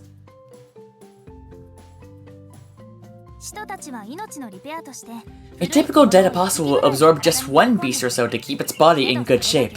But that's it. Absorbing too many can cause the vampire's sense of self to become clouded by the animals instead. Only one dead apostle has been known to use multiple beasts as his familiars. He's long gone though.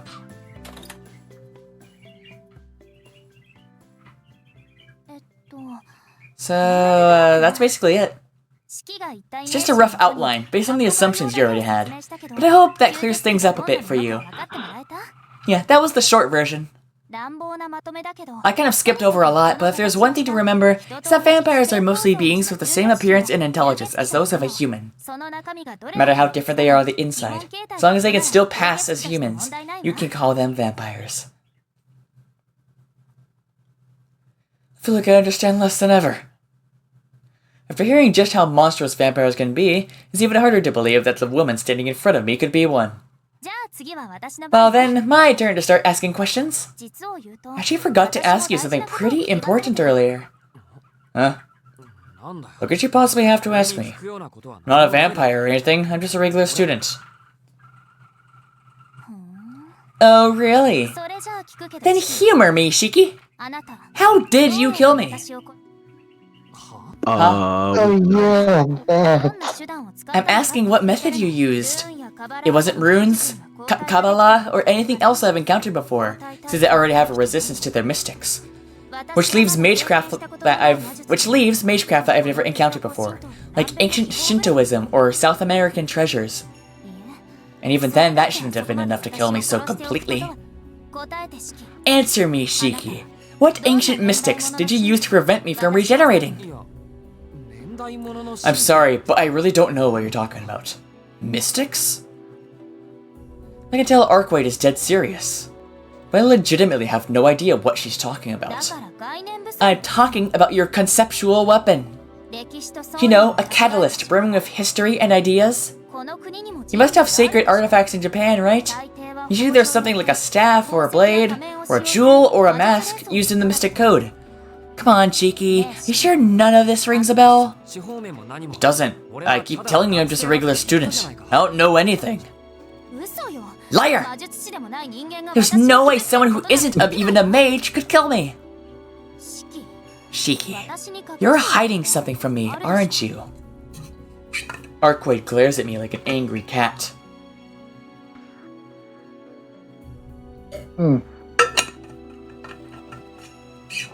She's actually really pretty. Yeah, there it is. Maybe I should make a compilation of every time you've said something along those lines. But no matter how she looks at me, it's not like I have anything to hide.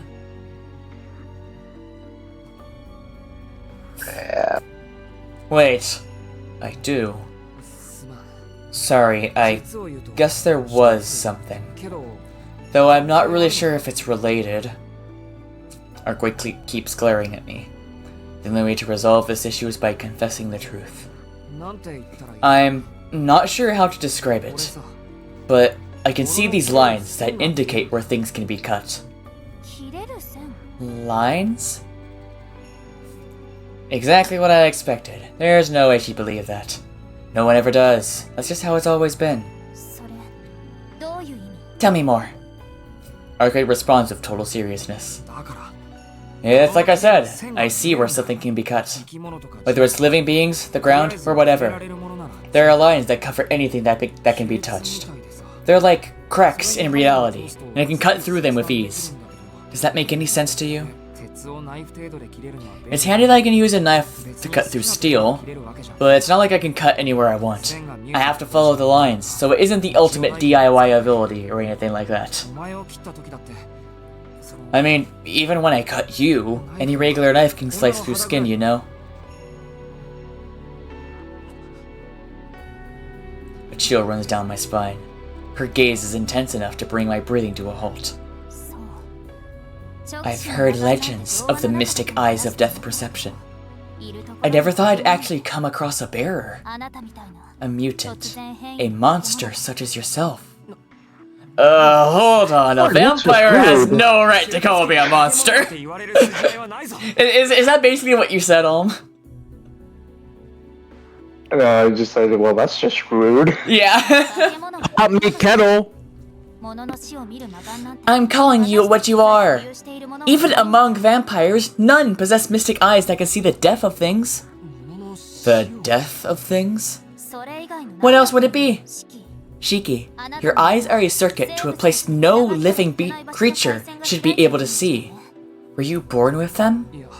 No, they've been this way for a long time now, but I wasn't born like this. Let me guess, you've died once already. I'm not like you. I can't just die and come back to life. Well, you're close. I nearly died in an accident. I've been able to see these lines ever since. You likely already had the potential, but that incident was what awakened your mystic eyes of death perception. This would explain why you were able to kill me.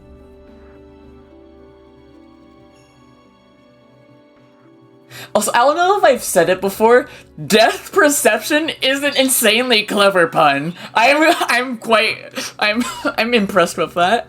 What do you mean a pun? Death instead of death? That's not really a pun. That's just a play. That's just a play on words. Yes, a pun. Yeah. It's not really a pun. It's not meant for a joke. Yeah, it's not even. What he literally sees the best way. Like, yeah, but it's a play on death perception. That's the point. I've heard pun and play on words used interchangeably, so I don't know. Anyways.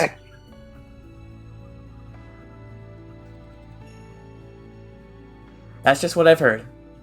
Arkwade huffs a little and turns her gaze away from me. Even though she turns from me with clear distaste, I'm somewhat grateful that she's no longer staring at me with those eyes of hers. Arkwade, do you know what these lines are? It's not as if I can sense them like you, but I suppose I can tell you what I've heard. What you're seeing is the end of all things. The points that could easily bring forth demise. To put it simply, it's the terminus of all existence, death itself.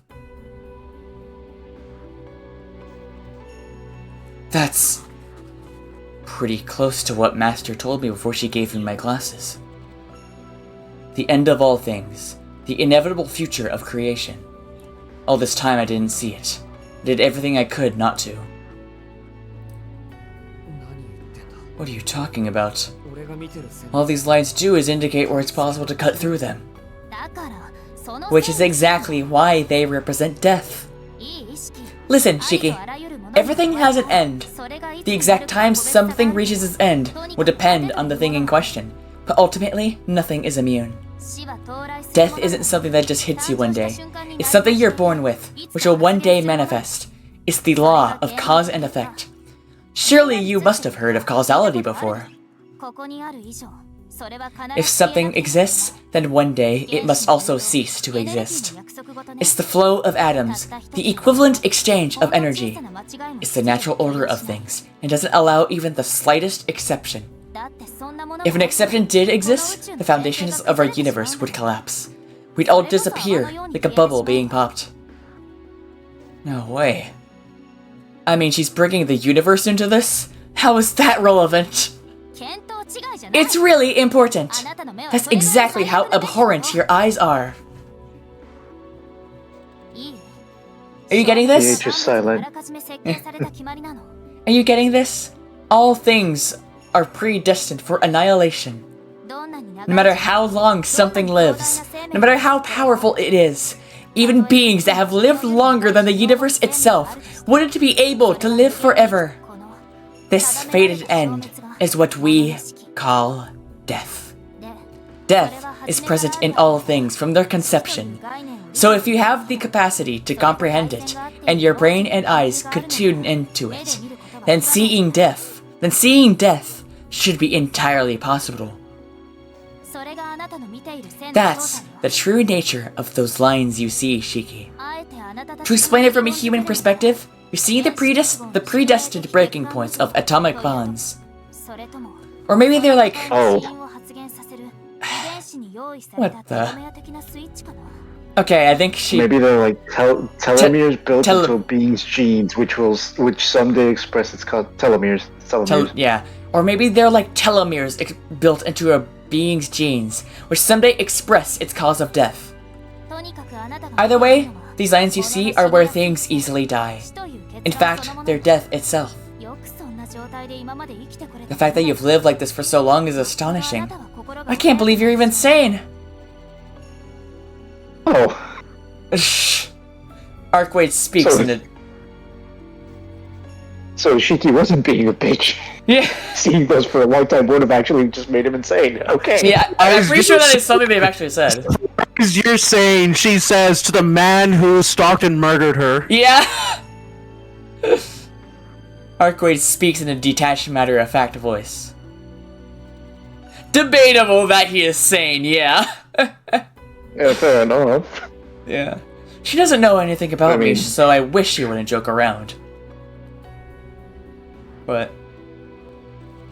What was I gonna say? Fucking... He would be even less sane if it weren't for the fucking glasses. Yeah. Or more insane, rather. Yeah. Yeah. Okay. I understand what she's saying, but that doesn't mean I have to agree with any of it. There's no way that could be real. No way that anyone could see it.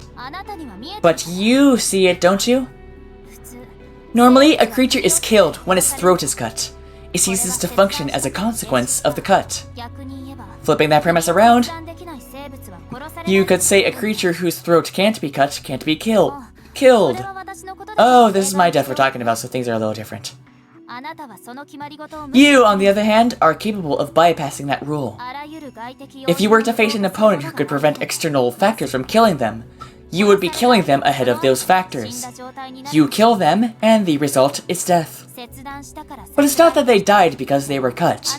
In your case, you kill them, and as a result, they are cut.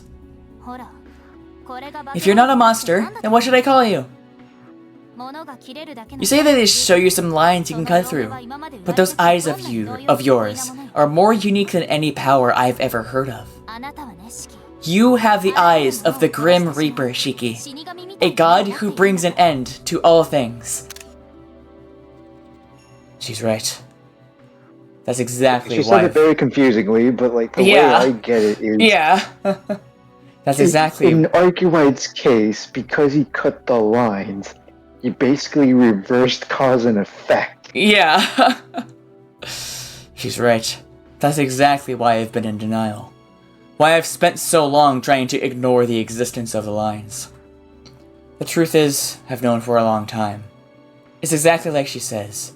My eyes, my life, they're nothing more than a blemish on this earth. A mistake. Ever since that day, I've borne witness to a dying world. I've been forced to know that everything I see could crumble in a mere moment. All this time, omens of death have been with me every step of the way. So, what, then? I could kill you too. I could kill anyone, anything. I'm dangerous, aren't I? Really? You wanna give it a try, then? Hey. Arkway turns the lights in the room off and moves to the window. She slides the curtains open. Outdoor light spills through the glass, allowing me to see again. The woman in white is framed by the pale moonlight. Go on then. Go on then. Give it all you've got. Oh, wait. Can you not see the lines with your glasses on? You're sure about this? It's a peculiar thing, really. I've never taken my glasses off in front of someone before, but still I raised my hand to remove them. All of Arcwade's accusations must have put me on edge. Urged by my own frustration, I take my glasses off. Ark's the type to be like, I just love a man who could just kill me. Lines start We to... do be like that, though. Yeah. That is quite literally the story of this game, pretty much, actually. Or at least, like, that's kind of basically what their relationship is like.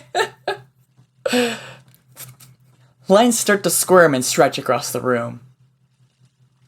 My world is filled with death. Huh? I'm witnessing a miracle. I can hardly believe it. Dun, dun. Oh. The moon shines a pearl white. The lines that had been so faint during the daytime appear to almost glow under the moonlight. But in the middle of it all, the lines on Arcwade's body are so faint that if I weren't concentrating, I probably wouldn't have even noticed them. What is this? Why? Well, you can barely see the lines, right? I'm a creature that has no death at night. So, even with those eyes of yours, you probably couldn't kill me right now. Huh. Though I suppose you might be able to see them faintly, huh? I can't be killed at night, but isn't out of question during the day. Managed to capitalize on that weakness. I'd just come back from a big job, so my resistance to instantaneous death must have been lower than usual.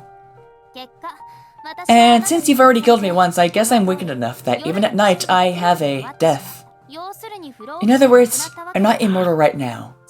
But what do you think, Shiki? Could you cut through my lines? I wonder if I could. If there's a line, I can cut it. But looking at her now, I'm not sure if I could slice through her as easy as I did then, in a fraction of a second.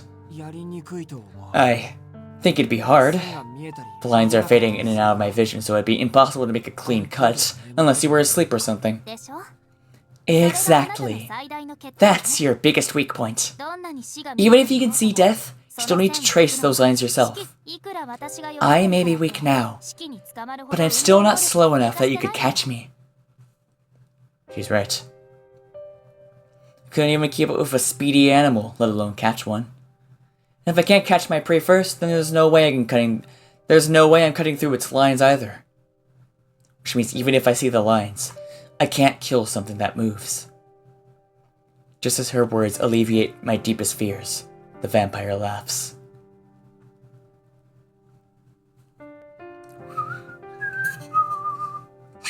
Right, it's funny. It's all a big comforting joke.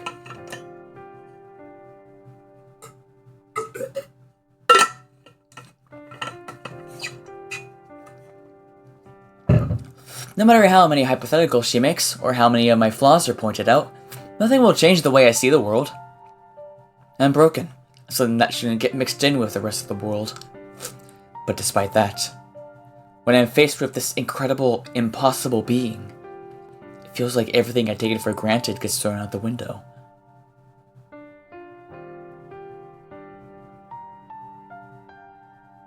She's like a magnificent flower caressed by the moonlight. It's not like I wanted eternity. All I wanted was for something I could touch. For something that could give me the hope I needed to keep living.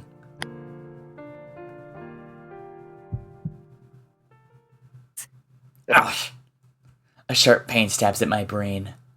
The lines make my head throb. I put my glasses back on and trade my miraculous view for the ordinary world. Arcwade eyes me suspiciously.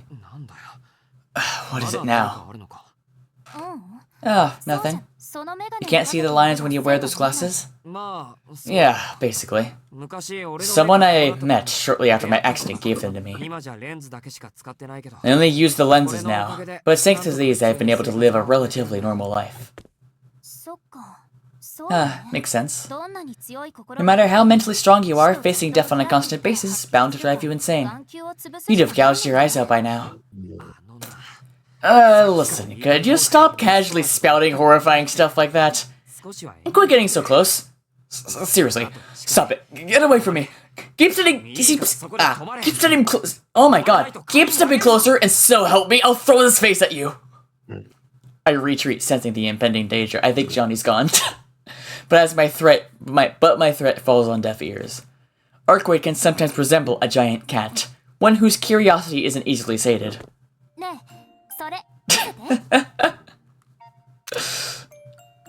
Hey, can I look at them? No way, these are important to me. It's not like I'm gonna break them. Come on, I just want a teensy little peek. Pretty please? Why is she talking like that? This probably doesn't matter, does it? I don't think so. No. I don't know. The music is making me think this is a gag scene. So it doesn't. Okay, yeah. Relent and hand them over. Archway doesn't look like she'll back down. Besides, if she gets any closer, there's a good chance we'll wind up wrestling for the glasses, and she'll absolutely win if it comes down to that. Fine, take them. But listen, you're giving them back as soon as you're done. I pass my glasses to Archwade. Shouldn't he, like, close his eyes or something? Yeah. She purses her lips as she inspects the glasses from all angles. Then she pauses and looks up at me. Shiki? Does the person who gave you these live here in the city? I don't think so. It's been 7 years since we last met, and she didn't strike me as the kind of person to stay in one place for long. Good. The fewer unwanted parties in the mix, the better. And it's really for the best not to get mixed up with Blue. A stern expression graces her face as she falls silent. Archwade? Do you know the person who made these glasses? Of course. He's one of only 4 magicians currently in existence. These glasses are extraordinary, you know. Even I can't break them with my current strength. Archwade's tone grows more serious. Wait, you were trying to break them? Huh? Did I say that out loud? I knew it! I huff at her to give them back and wrench the glasses out of her hand. Didn't you just say I'd go insane without these? Or is that exactly what you wanted? It's not like I was trying to make you go crazy. I just didn't like how precious they seemed to you for some reason. So she's a spoiled little... Okay. Yeah. I mean, she is a princess, I guess. I really have no idea how vampires think. This girl was so ready to destroy my one lifeline on a whim. Whatever. Just don't even think of trying to pull something like that again. They're not just a precious memento from Master. They're the one thing keeping me sane. Without them, the constant headaches alone would be enough to do me in. I suppose seeing death all the time would strain your brain. Bet there's an interesting connection between your eyes and those glasses, but I'll leave it at that for now. I'll tell you more about it some other time, though. No, thanks. Sorry, but I don't enjoy long conversations. Really? I think talking to people is a lot of fun. Even if my words can only get half of what I want to say across, it still makes my heart flutter. Archwade beams an honest, unreserved smile. It really looks like the simple act of conversing is enough to make her happy.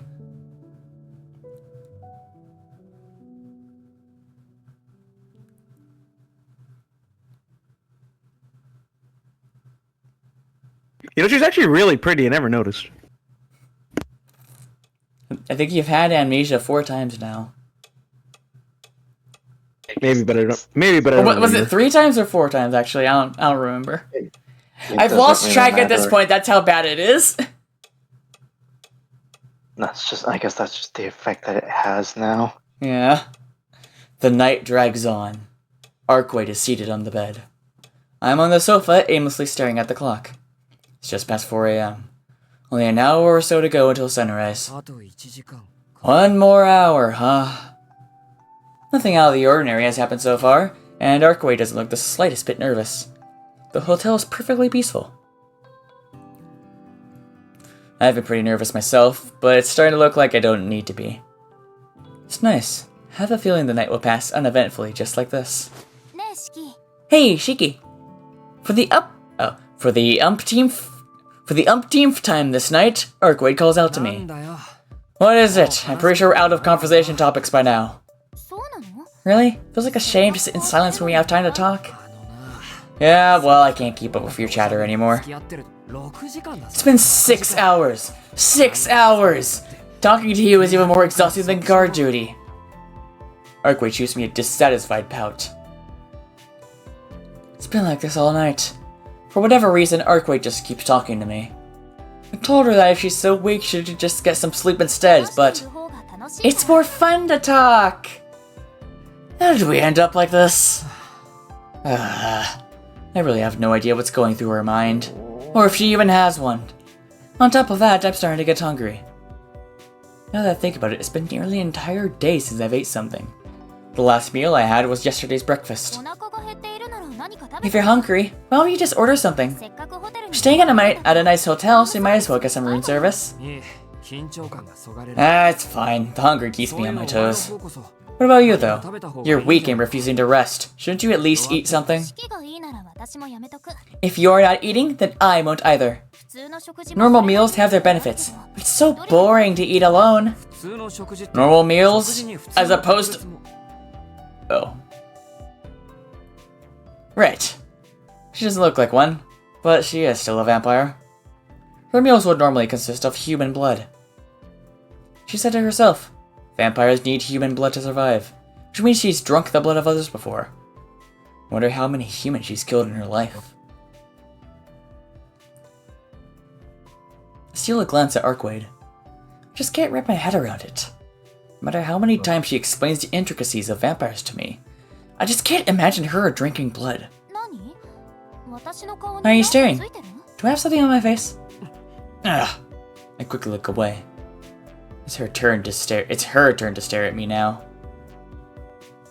The corners of her lips pulls up into a mischievous grin. Are you curious? About what? About how many people's blood I've tasted? Ugh. I'm really into this. Keep it in your pants, Edwin. She saw right through me. Her happy, smug smile is enough to unsettle me. I don't like it, but I can't deny I'm morbidly curious as to how many people she's killed. Of course I am. I'm supposed to help you out, right? If I don't know, then how am I supposed to predict when you'll have a change of heart to decide to tear me to pieces? It's a legitimate concern to have. Arkwade nods along, seemingly satisfied with my reasoning. Alright, then let me ask you. How many breads have you eaten in your life? How many people's blood do you think I've drunk? Arkwade hops off the bed with a bounce and heads back over to the window.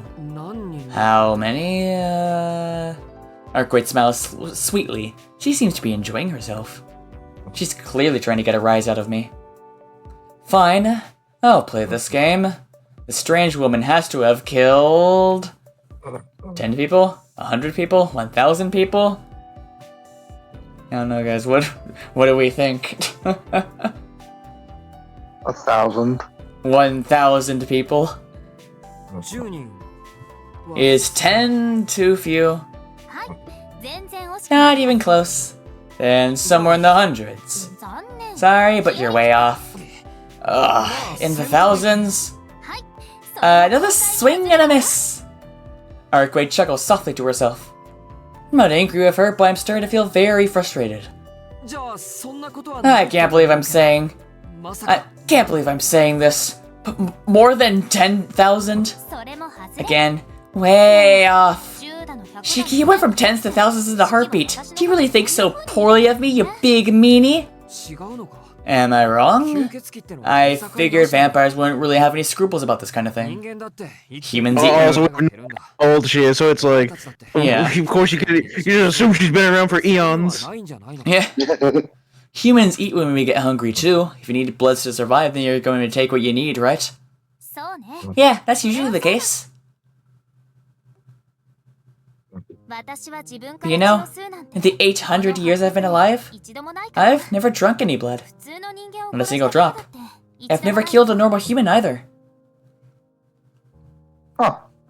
It's such a weird thing to hear a vampire to say. But I still find myself asking the question. Are you telling me the truth? Of course! I mean, the thought of drinking blood is terrifying to me. You think it's terrifying, even though you're a vampire? Well, I'm a bit of a coward, I guess. So I'd say even now, I might only qualify as half a vampire. Arkwade utters the words as she idly glances out the window.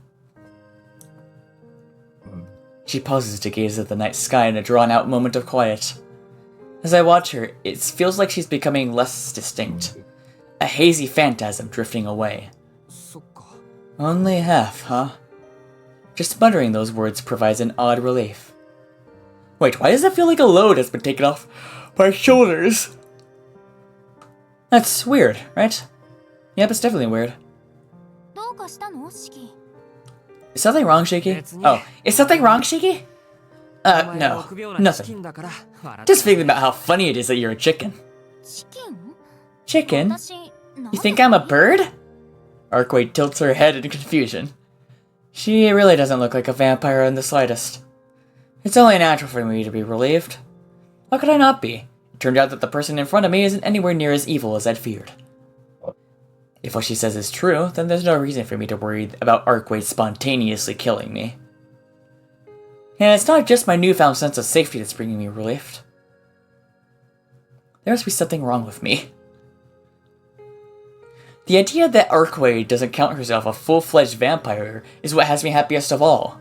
I can't believe I was so wrong about her this whole time. Huh?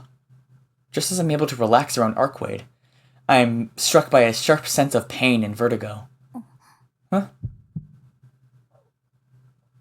My vision is blanketed by a white haze. This isn't the same as my anemia. I'm still thinking too clearly for that.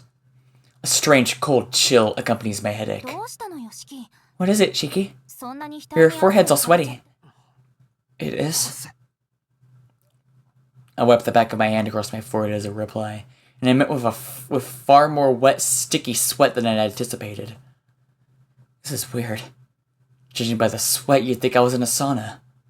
As if urged by a pool of anxiety welling up my chest, my eyes dart to the digital clock. It's 4:32 a.m. Too early for the sun to beat back against the chilly night air. The clock itself still lists the current temperature outside as a cool 11 degrees Celsius. It's way too cold for me to start breaking a sweat like this. So then why does the room feel like I'm standing outside on a hot summer day? Arkwade, aren't you feeling hot? Not really.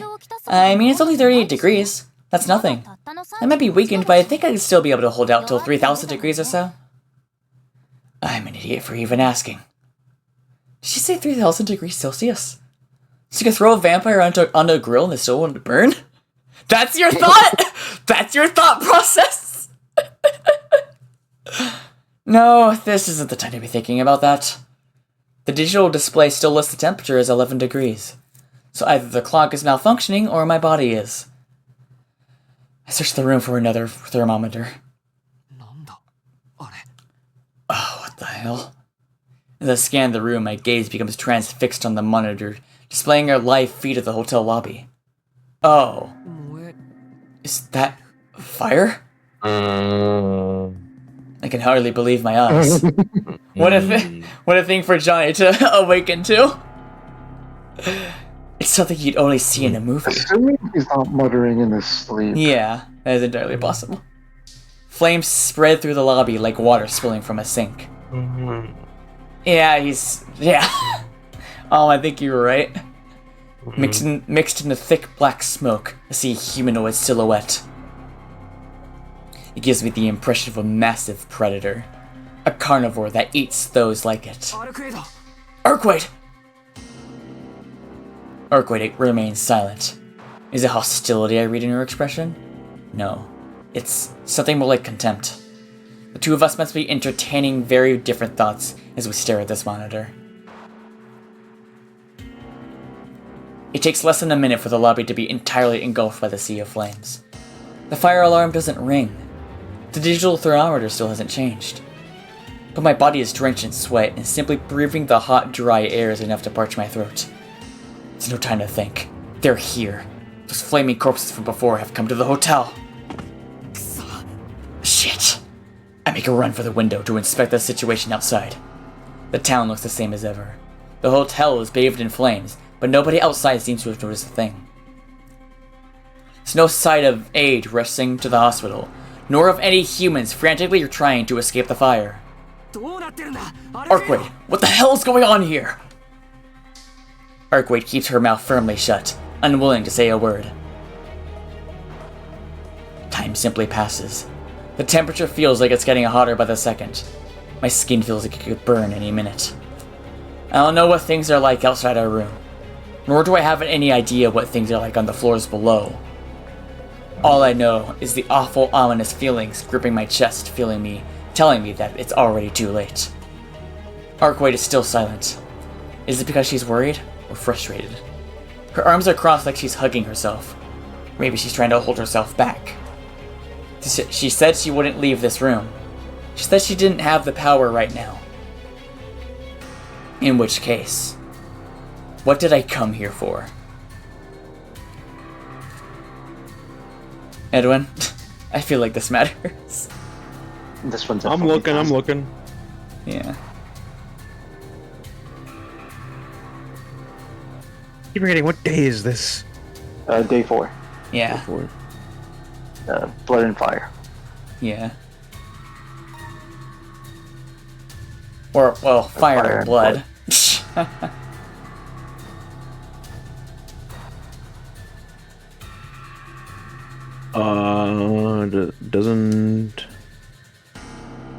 Doesn't seem to have. Oh. Interesting, considering this seems like a very important decision. Yeah, this one seems. Oh, we die. Yeah. I just made a save, so yeah. I should stay in this room to observe the situation. I feel like that's probably the better option. It's better to observe the situation from in here. It'd be reckless for me to go out there alone while Arkwade is still recovering.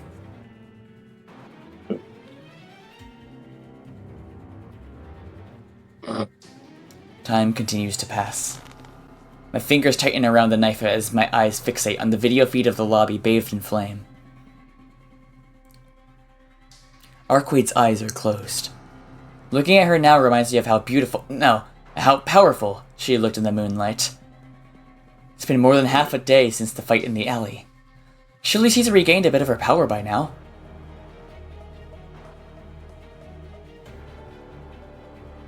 It's hot.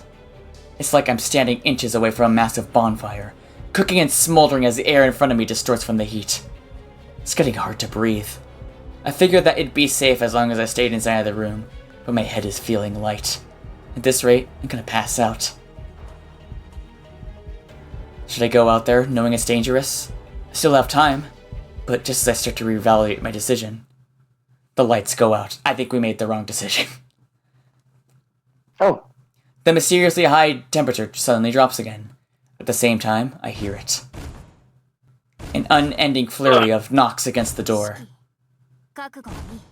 Shiki, are you ready? Arkwade's words are the only thing to break through the darkness. I swallow as I listen to the pounding. Ready? Ready for... There's no time for me to finish my question. If staying in this room was a mistake, then I guess asking something like that was a mistake too. Hearing the splintering of wood, I whip around to face the door. Oh! Ah! It was just a split-second decision, but I distanced myself from the door in the hopes it'd be safer. Little did I know what would happen next. The two dogs that broke down the door burst into the room.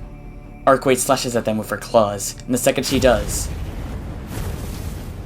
the room is flooded with fire. Hot flames washing over every corner until it's filled to the brim.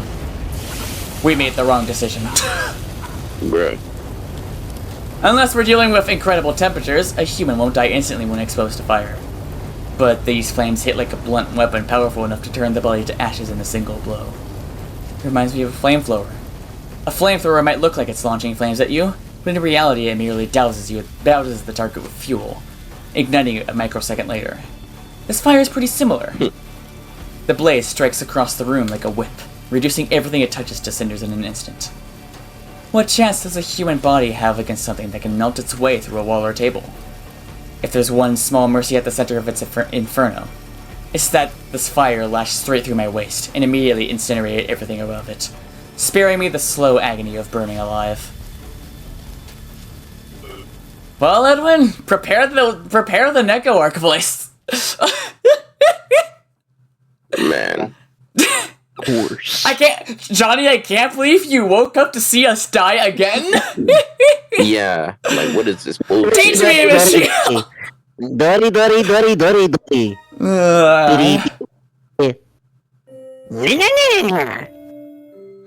Cause, okay, Edwin, did it actually not say anything, or were you just messing with me? Oh, I didn't see anything. Okay. Like, none of the options were there. Okay. Thank you. Hey, just let her speak. Let her speak her facts. Shh. Oh, how did I do the voice? It was nasally. Yeah, it was like I don't know. This one's on you. So. it was like Monokuma, but more nasally. I think Welcome to my territory. Good to see you, you cold-blooded bad boy, Mia. I think I'm quite hot right now, actually. Bet you thought your choice here didn't matter. Well, look what I got you. Actually, we thought it did matter. Yeah, Yeah. we thought it did matter, but Stop shop for avoiding an untimely death. Teach me, Michelle. Buckle up, kids. it's ironic. We thought it didn't matter, but and then we thought it did matter, so we looked it up, and you didn't see anything, so we thought it didn't matter, but it did. I assume the guide just gives me what the arcuoid route answers are, not maybe. exactly You what's know what? gonna It's make us fine. live. I think it's funny if we come across these occasionally. Alright, so I read this. It costs Yeah. a lot. Yeah. Like, I know once... I was about to say his name. I know once we do fight the antagonist, I know there's apparently a lot of, like, death points there. That's usually the case. Even Yeah. I think it'll be worthwhile, Mia. Yeah. I mean, fucking. We get to see more of Nicolark. Okay, wait, to hang see on. you. Hang on, Edwin. Since this is technically Shiela in the future, should I take over to change the No. voice? Okay. No. This is my domain. Domain expansion. Oh, I love that Neko arc, like pointed in the back. Yeah. I love it. I love So it. blurred. What's it doing? What's it doing? What are you doing back there, dog? What you doing back there? It's good to see some of you again, and a warm welcome to all newcomers too. I imagine this will be the first dead end for many of you, so I'll start by introducing myself. Why are we introducing again? Because there's a chance that this is. I'm Ciel, your professor for this Q&A corner. This is my assistant and resident sandbag. Bless. Neko arc.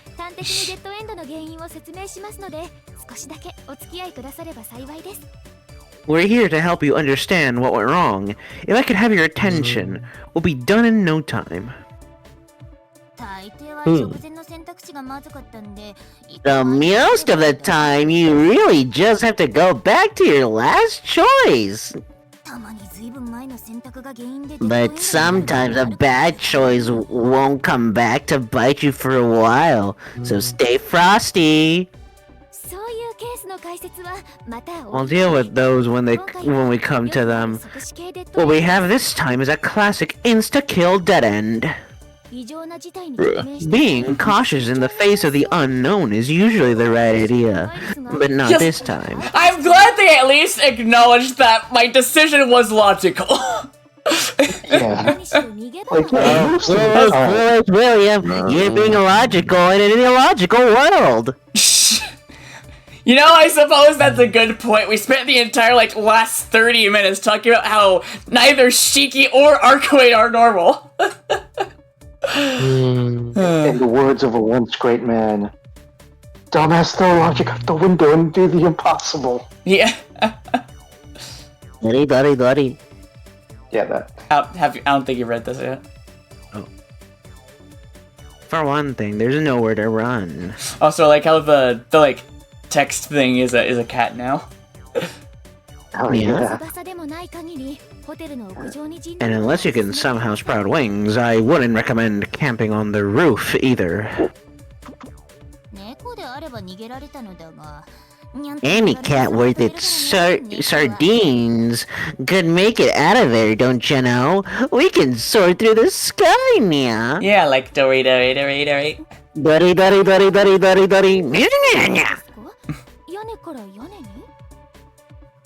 Do you mean because you're light? I could see you jumping from roof to roof.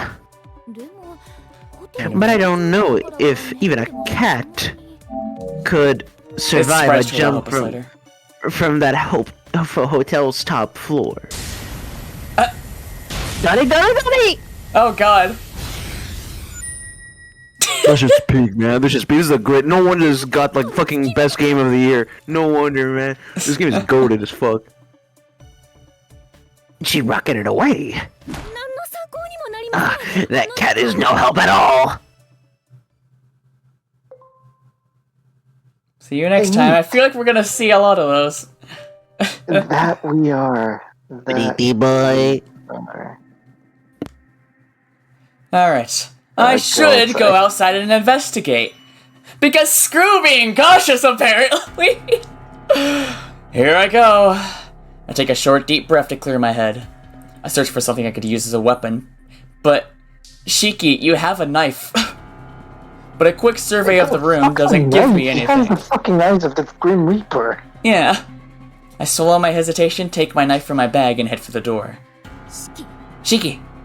I'm just going to scope things out. Don't leave this room until I get back.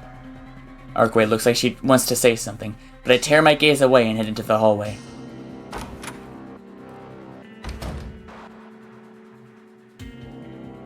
It's dark. I guess the lights must have malfunctioned. The only light I see is a faraway glow from the elevator hall. My throat burns more now.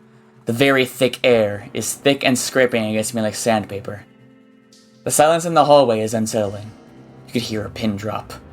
There isn't a single sign of life.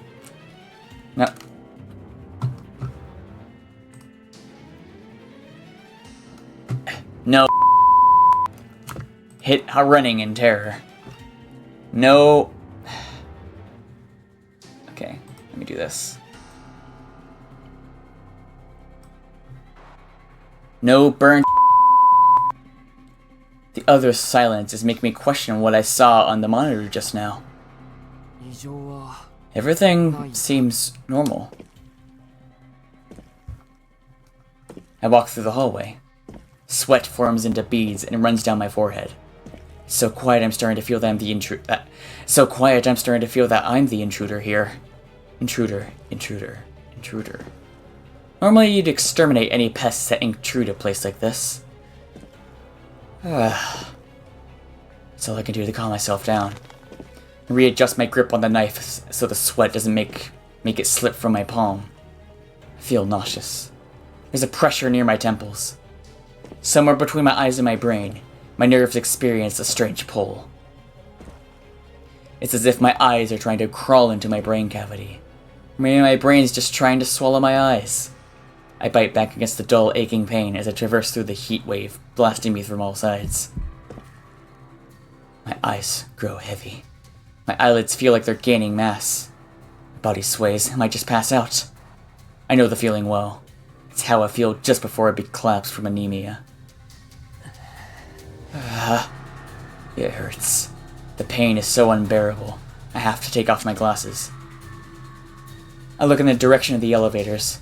The corridor is so long. It's got to be more than 20 meters to the elevators from here. It's too far, I told myself. Go back to the room. What is this? A few more steps, and there'll be no going back.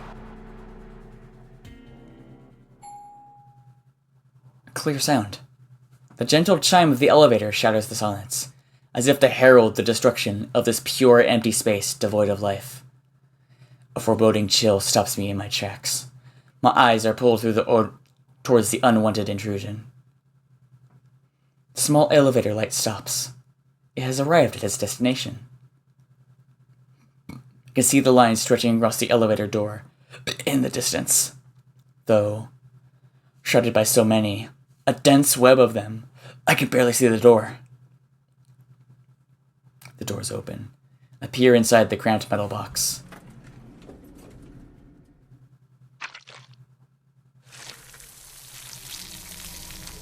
The inside is overflowing with flesh. The flesh of things that were alive until a moment ago.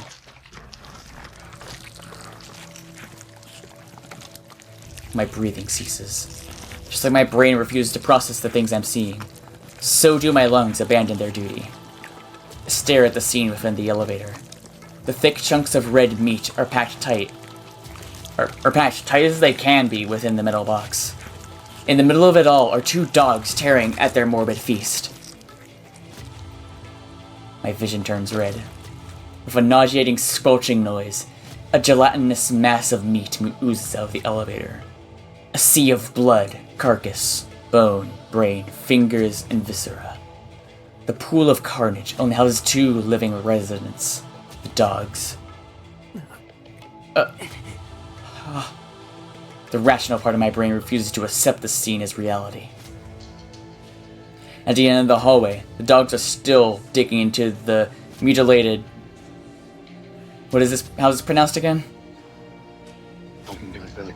Cadavers. Cadavers. That's what I thought. Terrible noose sounds. Travel up through the elevator shaft. Yes, because you went a cadaver earlier. That was what was throwing me off. A cadaver. Discordant screams spill into the hallway.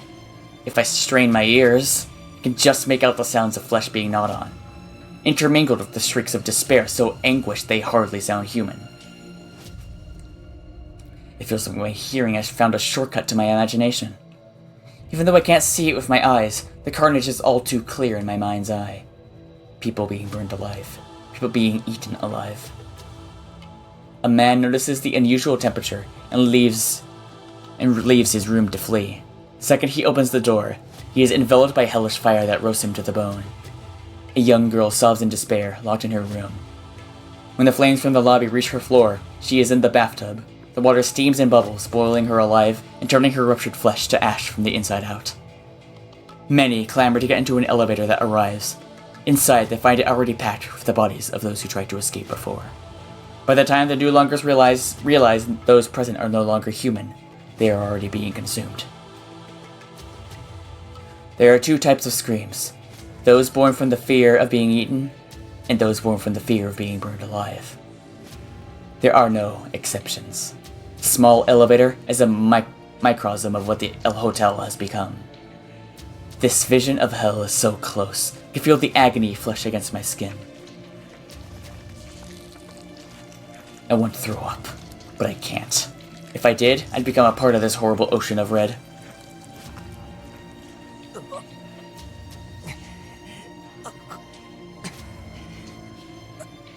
I force my body to remember how to breathe. I grind my teeth together to regain a sense of control. The dogs notice me. As soon as they do, all sound from the floors below stops. That can only mean one thing. No one else is alive. The dogs break into a sprint towards me. I'm the only prey left within their hunting grounds. The black hounds approach me. Their bodies are marked with countless lines, but they're no use to me now. My mind is too paralyzed to do anything. I can't even decide whether to fight or flee. One of the dogs leaps. No human could even come close to matching it in speed. It covers the 20 meters of the hallway in less than 2 seconds. Its maw opens wide. Sharp, saw-like teeth reach for my throat. Dog's movements are fast and deadly efficient. The second my mind managed to process that it is leaping at me, the beast closes its fangs around my neck with a terrible gnashing sound. This is where Shikitono died. No, that isn't right. This won't kill me. This won't kill me. I won't die here. Seeing death isn't new to me. It was a hot summer day. It feels so long ago, yet it was merely 7 years. Back then, I witnessed something far more horrifying. Stab. I thrust my knife into the forehead of the dog that tried to gnaw at my throat. As if on autopilot, my arm swung up the second the monster... Hang on. The second the monster's canines touched my skin, before it could pierce my carotid artery. I surprised even myself. Like a machine whose only function is cutting and slicing, I thread the knife through the dog's forehead with mechanical precision. It comes easy, as I am merely cutting through one of the dog's lines. Normally, destroying an animal's brain wouldn't cause its body to cease functioning immediately. The muscles will move in spasm in response to the brain's final signals, carrying out their last commands to the best of their ability. Even if I tore my blade straight through the dog's head, its fangs would still tear my neck. But this is different. I didn't just kill the dog, I brought it death. Death means total cessation. No matter how monstrous the dog was, it lost every ounce of power the second I killed it. It falls limply to the ground. The second dog is already lunging towards me in this place. I stab the knife into its wide-open jaw. My blade buries into its wet flesh. The skin of the dog may be oddly tough, but its insides are soft and yielding, its flesh and bone having long rotted. But I messed up this time. This dog's lines aren't on its head, they're all congregated around its chest. I might have managed to stab it, but the damage done is little more than a flesh wound. The knife has pierced the dog's maw, reaching the back of its head, which naturally means that the hand holding the knife is now fully enveloped by the creature's mouth. Ah! The dog is still very much alive. It clamps its jaw shut around my outstretched arm. I feel the strain as it pulls against the soft cartilage between my hand and wrist. Any moment now, it'll tear straight through the flesh. The pain is enough to snap me back to reality. This fucking hurts. What the hell am I doing, getting my arm toward the shreds just to stick a knife into a dog's mouth? You piece of... I struggle and squirm, trying to wrench my arm out of its vice-like grip. As something gnashes at my arm, an intense pain shoots up through my nerves like a firework. Its teeth feel like they're stuck deep into my arm, within my arm. Well, it's awfully lively for something with a knife in its skull. The dog presses its weight against me, toppling both of us and pinning me against the carpet. Ah! My back is driven hard against the floor, but even now, its grip on my arm hasn't loosened one bit. My knife still plunged deep inside its head. The black dog tightens its jaw further. It's going to rip off my arm. This is insane. What kind of dog keeps biting down in a situation like this? Damn you! Something warm and wet drips down my elbow. Red blood is dribbling from the dog's frenzied, quivering lips. It might be the dog's blood trickling down my arm from the knife. Or it might be my blood flowing freely as the dog tries to render my arm into mincemeat. To my scrambled brain, it doesn't matter much. Let me go. The dog refuses to release its prize. There's no way I can run away with the dog still clinging to my arm. Not that running away was ever an option to begin with. Nor did I have any intention of doing so. I just want to survive. In order to survive, there's only ever one condition. All I have to do is kill. But how do I do that? It won't be long till one of my arms gets chewed off. The arm is still gripping the knife. The full weight of the dog has me trapped against the carpet. Even if I managed to pull my arm free, chances are the dog would have its jaws around my neck the very next second. Disparate circumstances force a weak chuckle to escape my lips. I just need some time to assess the situation. Some time to really think it through. It's how I've always done things. It's how I was taught. Like, look. See how there are plenty of lines running along the back of the dog's head?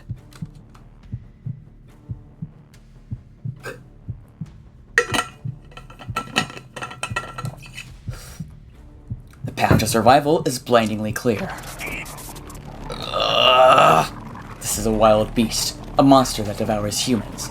But when it's this close to me, I'm painfully aware of its wildly beating heart, burning with its own desire to live. It clamps down on my arm even harder than before. I'm such an idiot. I'm so stupid. I wish it was me tearing my own throat out. It's kill or be killed, a natural universal law. So why? Why does the supposed cruelty of this action give me so much pause? A thick drop of blood splashes against my face. The red fluid drips down my forehead and into my eyes. My vision is painted a deep, dark crimson.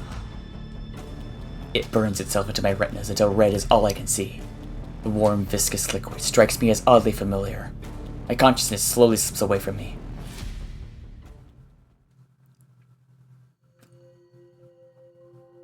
Even so, I can't kill something that's alive.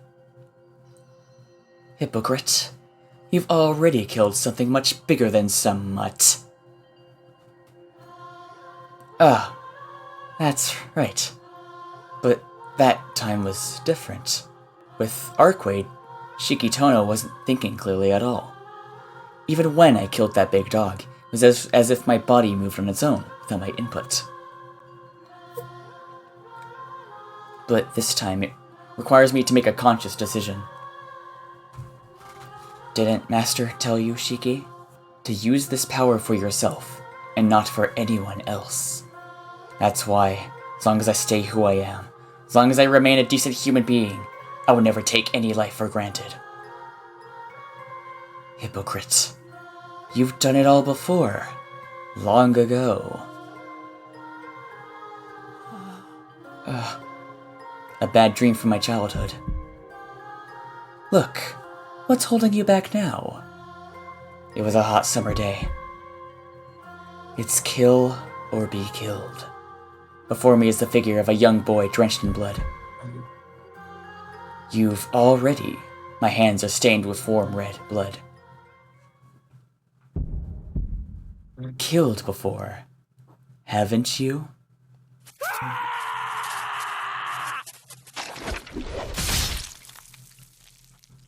I stab.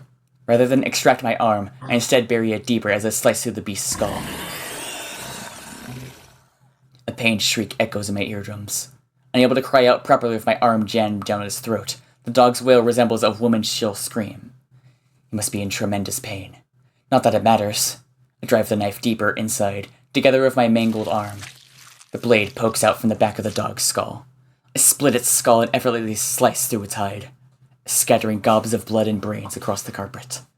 Before I know it, I've thrust both my knife and my arm cleanly through the back of the dog's skull. And yet, it still lives. There's only one thing left for me to do. I take the knife from my bloodied right hand and move it to my left. The impaled dog's body trembles and squirms, seemingly pleading for mercy. It even stops digging its fangs into my flesh as if to show remorse. Like I fucking care. I run my blade along the beast's lines and quickly dismantle its body.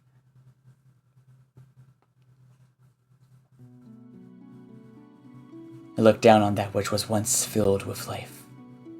The limp body no longer protests as I finally remove my arm from its maw. The hell? You hardly even beat me. Take a long look at my bloodied arm. My school uniform has been torn to shreds, but the gouges in my flesh aren't even a centimeter deep. The deluge of blood dripping down my arm earlier must have belonged to the dog. It doesn't even hurt that badly anymore. Fear must have clouded my mind and amplified the pain in the heat of the moment.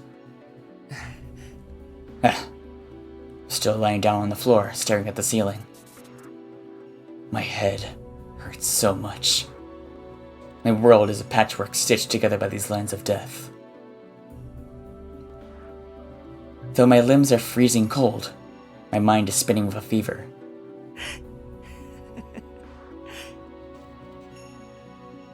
The corpses of the two dogs are right beside me. One of my arms is covered in blood, while the other still clutches the reddened knife. Beneath this floor are the mangled and charred corpses of the victims that died in this pandemonium. There's nothing I can do but laugh. Because this isn't real. It can't possibly be real. I'm normal. Totally normal. The only weird thing here is the stream. The second I wake up, it'll all go away. But when did I start dreaming with my eyes open? The elevator chimes. Such a cute, clear noise. Entirely inappropriate for the current situation. The elevator? It's the elevator adjacent to the one that brought the dogs. My exhausted brain doesn't even try to contemplate what this means. The door's open. My mind might not be working, but my body will have to. In a dull haze, I grip the knife in my right hand and haul myself to face the oncoming tragedy. I don't want to do this. I wearily gaze inside the newly arrived elevator. Inside it is... nothing? It's completely empty. A bit of an anticlimax in its own way. The danger is past. Everything's over, and I've already gotten a grasp of the situation on the lower floors. Which means there's no reason for me to stick around here. I turn to leave when... no idea who this is, so I'll just... someone! Anyone! Please! Anybody! I hear a woman's voice. She sounds so desperate, it almost seems out of touch with reality. Her pleading screams grow in volume, accompanied by panicked footfalls. There's no mistaking it. It must be a survivor, out of breath as she frantically works her way up the stairwell next to the elevators. Oh, thank God! This place isn't on fire yet!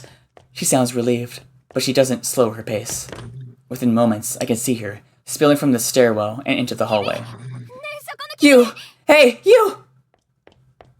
She starts running again as she takes note of me. Thank God, there's someone else here! I'm saved! Her expression, overcast and pale with fear, is lit up by a flash of joy as her eyes focus on me. A white-gloved hand seizes her, ripping her from salvation and back into hell. No, no, please, no, no, no! Still watching me, the woman begs for help.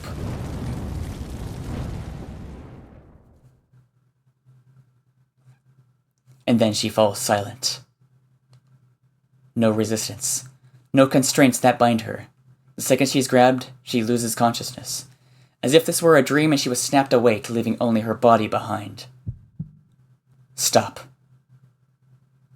Stop this at once. That woman. She has nothing to do with this. She's just a sweet and innocent girl. Preying on her is... Stop! My cries come too late. Not that they would have changed anything. My eyes are fixated on the woman's neck. Starry orbs of light flicker and scatter within my vision. Rage, like never before, boils in my chest. My vision clears, and I see two soulless pits amid a deluge of blood. The woman's legs twitch ever so slightly, her fingers jolting reflexively.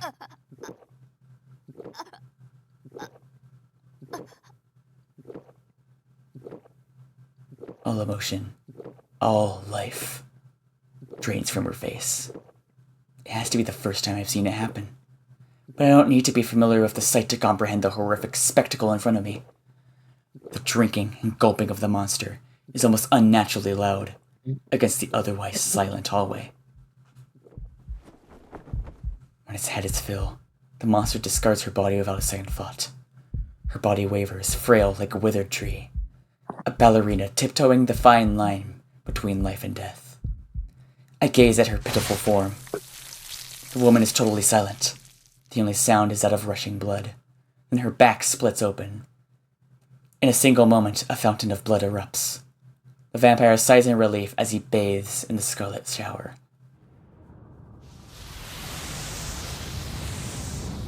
In an instant, everything around me changes. The sweltering temperature finally seems to match up with reality. A dam of fire bursts, flooding out all at once.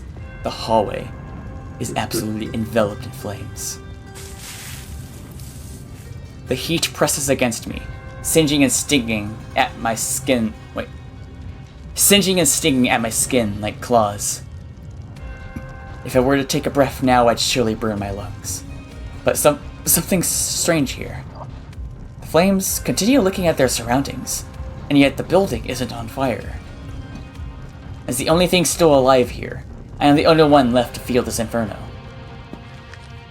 My headache intensifies. The man begins walking my way.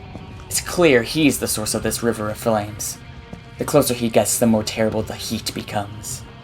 He's still 15 meters away from me, but even at this distance, it's impossible for me to breathe. I realize that nothing could survive in this man's vicinity. Proximity alone would lead to certain incineration. The shadow continues onwards in my direction. He's lean and tall.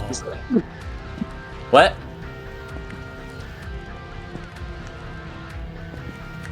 Someone say something? It's just Johnny noises. Okay. Oh, sorry. Okay, never mind, you are awake. He's lean and tall, wearing antiqued clothes topped by a heavy fur coat.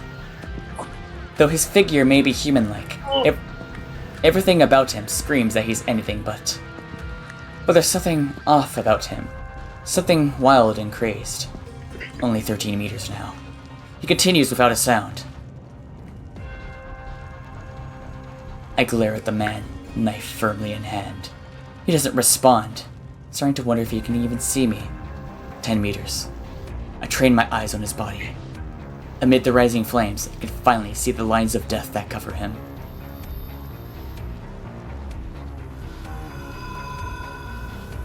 My brain feels like a soup boiling over an open flame. What is that? A dense and intricate torrent of death swirls at the center of it all. And at the center of the torrent is an odd glimmer, bright and shining like a precious jewel. Ah! My head hurts too much to keep staring at it. It's like how staring straight into the sun will burn your retinas. There's no way I can directly stare at his core for too long. If I don't steel myself, my brain itself might rupture at the sight of it. 8 meters. He draws ever closer. The temperature rises, though not enough to cook through human flesh yet. 6 meters. The man stops. His focus falls on me. It took him this long to notice me standing here. I meet his gaze. I shouldn't make eye contact.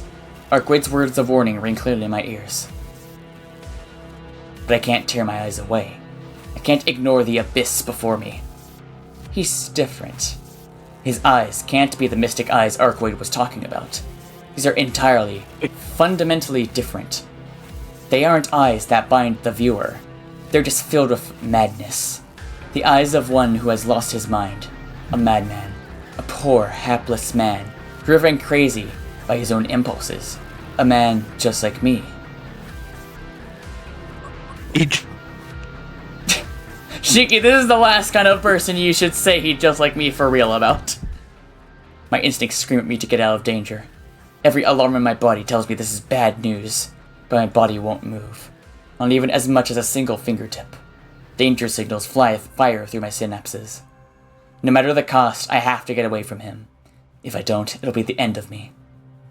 Alright. I think I'm gonna go now. Alright. Good night, Johnny. Good night, Johnny. Good night, guys.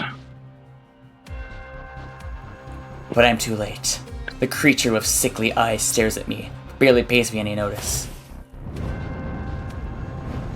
From its outstretched hand unfolds a fire that will burn me alive. I'm going to die. This fire is as real as it is terrifying. Different from the blue flames that flooded the hall. They were some sort of byproduct, an effect to his cause. They could swallow you alive, but you wouldn't die immediately. It'd scorch you with some awful, phantom pain that feeds off life itself. But these flames are different. Just getting close is enough to char the skin. Enough to burn all organic matter to ashes. The fire engulfs me from all sides like a claw seizing its prey. It will cleave my body in two, neatly cauterizing the flesh where it is ripped apart. The only thing more real than this fire is my fate. Yet just before I die, my body is flung backwards with a snap. Hey! Arcwade. The name creaks from my throat. My mind goes blank. I have a rough understanding of what just transpired. Arcwade pulled me back before stepping in front of me to absorb the blow from that sinister, fiery hand. But what I don't understand is why she did it. Wasn't I supposed to be her shield? So why is she getting her to protect me instead? Ah. Arcwade's face scrunches up in pain.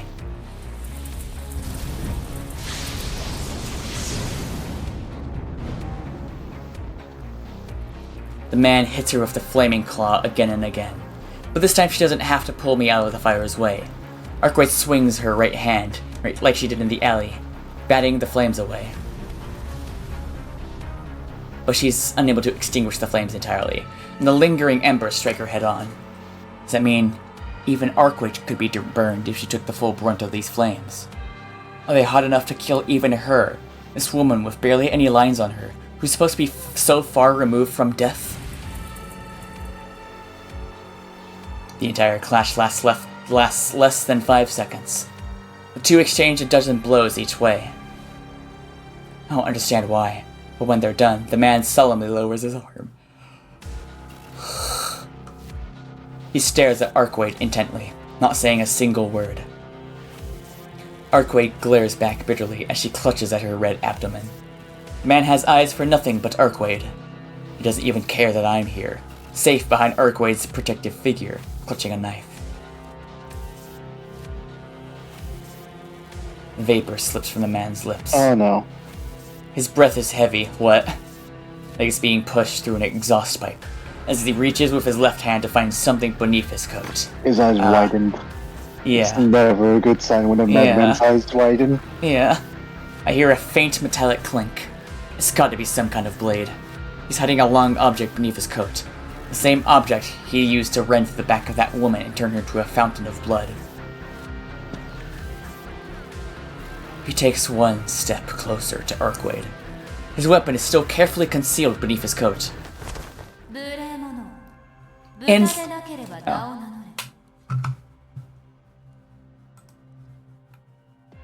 Where is it? Here we go.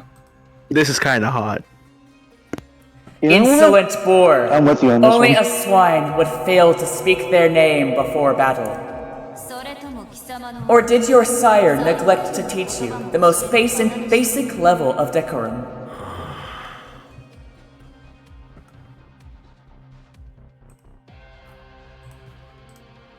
The man stops in his tracks.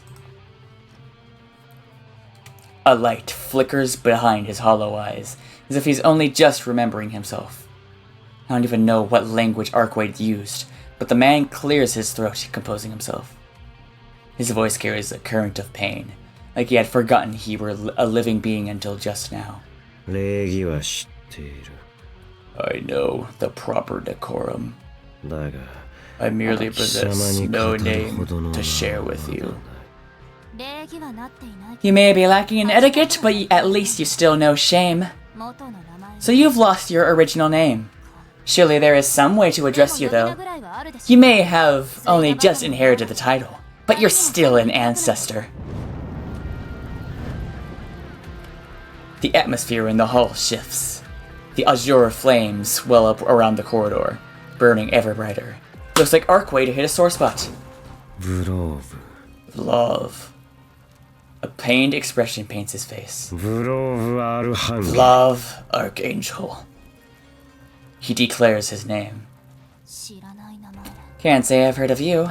Since I've got no record of you, I doubt you were a legitimate successor. Did your sire destroy himself? No.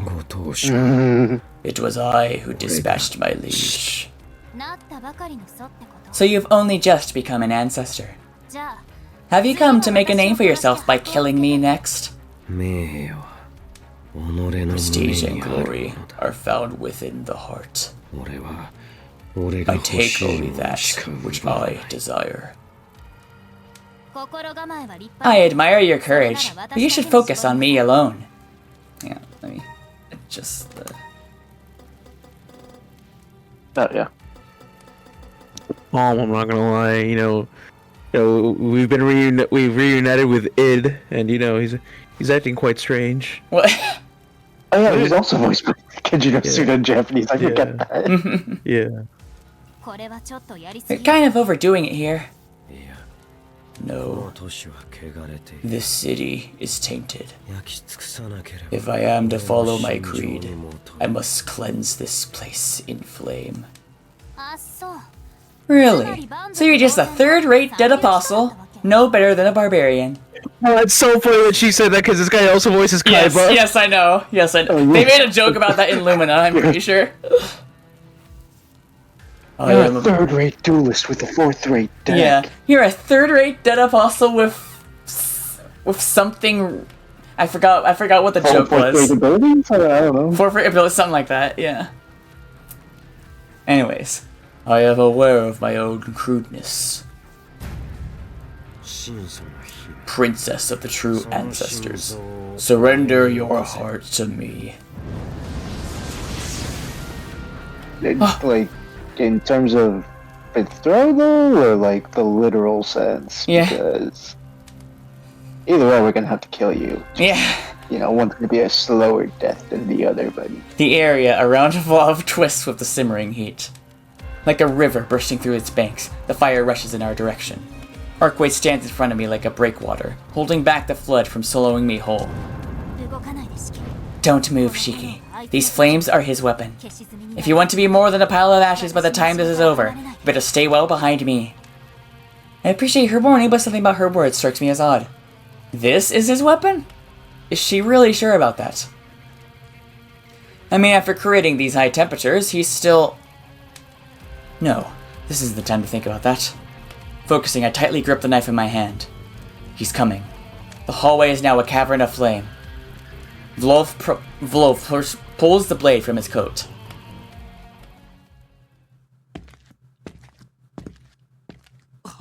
Huh? For some strange reason, Vlov suddenly turns his back towards us. He strides down the hall and leisurely enters the elevator, leaving us behind as if nothing had happened. What? Okay.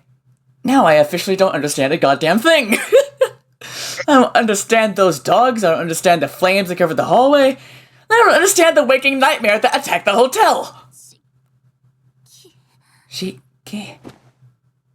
Arkway slumps against me with a thud.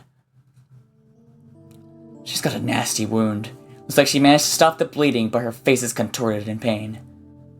It's still fresh. After all, she only just received the wound while she was shielding me from certain death. I'm here. Why did you... I may have underestimated him a little. I thought I could jump in to save you, and still make light work of him afterwards.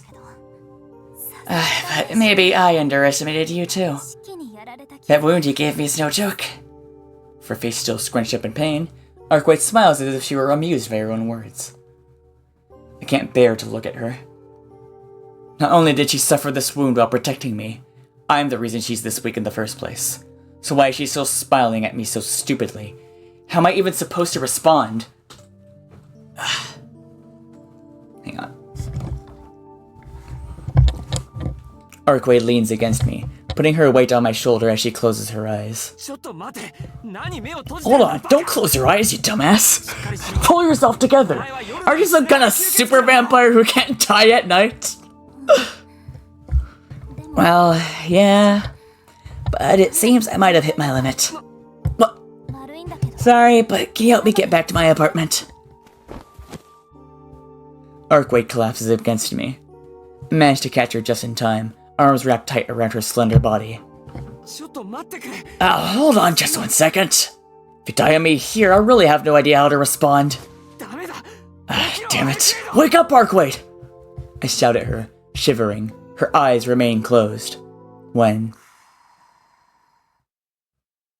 No. Her soft snoring sounds so content. I'm starting to feel like an idiot for being worried about her at all. Yeah, my concern was wasted on her. She's not dying. She just fell asleep. Ah! Okay. That's good. Sure, whatever. I'll drag you back all the way home. Keep tossing around those selfish commands, why don't you? It's not like there's any other option, though. We can't exactly stay at the hotel when it's like this. Things will get difficult if we stick around the scene of a massacre. Despite everything being limited to just the hotel, as morning comes and people arrive, it'll quickly be clear what happened. Ah! My head still hurts. Arkwright isn't the only one who's at her limit. I put my glasses back on to at least alleviate my headache. Arkwright's apartment. Right. I remember where it is now. Even though I've only visited it once, I still vividly recall its location. Well, no point loitering here any longer. I gather up our things from the royal suite, pull Arkwright into my arms, and leave the Baron Hotel with a feeling of shame pressing down my shoulders.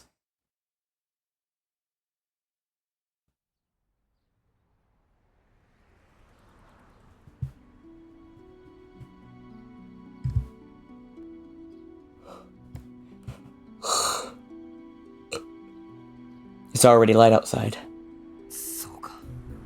So that's what it was. That explains why the man left so suddenly.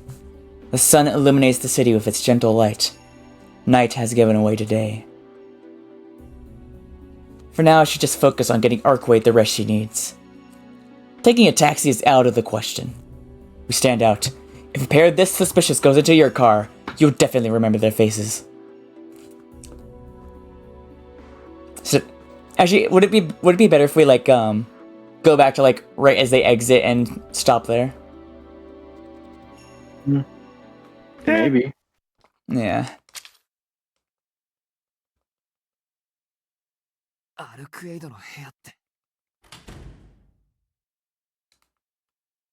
Then, oh wait, I wait for it to load.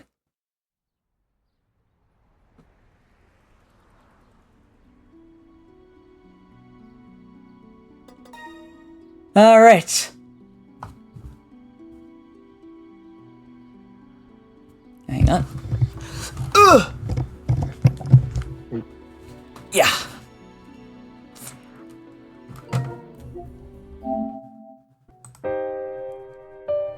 Anyways, where is...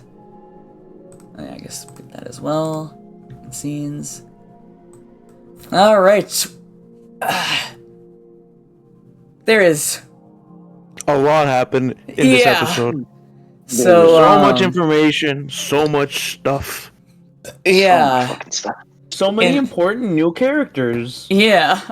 We saw two bad endings, or dead ends, I guess they're called. Yeah, I personally consider them to be the best endings. Shh. Yeah. Why? You know why. Is that really a question you just asked me, yeah? Yeah. Buddy. But yeah, we got a college course on vampires. As I said, we died twice, and we witnessed a massacre. We also got some allusions to something that may have happened when Shiki was a kid. We have now met the main antagonist, Vlov Archangel. That's the dude from Tsukihime! Shh. No, what's the other one called? I knew what you meant. I knew what you meant. What's it called? Fucking... Under Night. That's what it's called. Yeah, if only we had... If only it were, right here on screen. But anyways. Where was I? But yeah, next time we'll be taking Arkwright back home. Yep. Speaking of Arcuate, I realized during this trip that she's actually really pretty. I never noticed Thanks that for before. joining. Enjoy the rest of your day. Bye!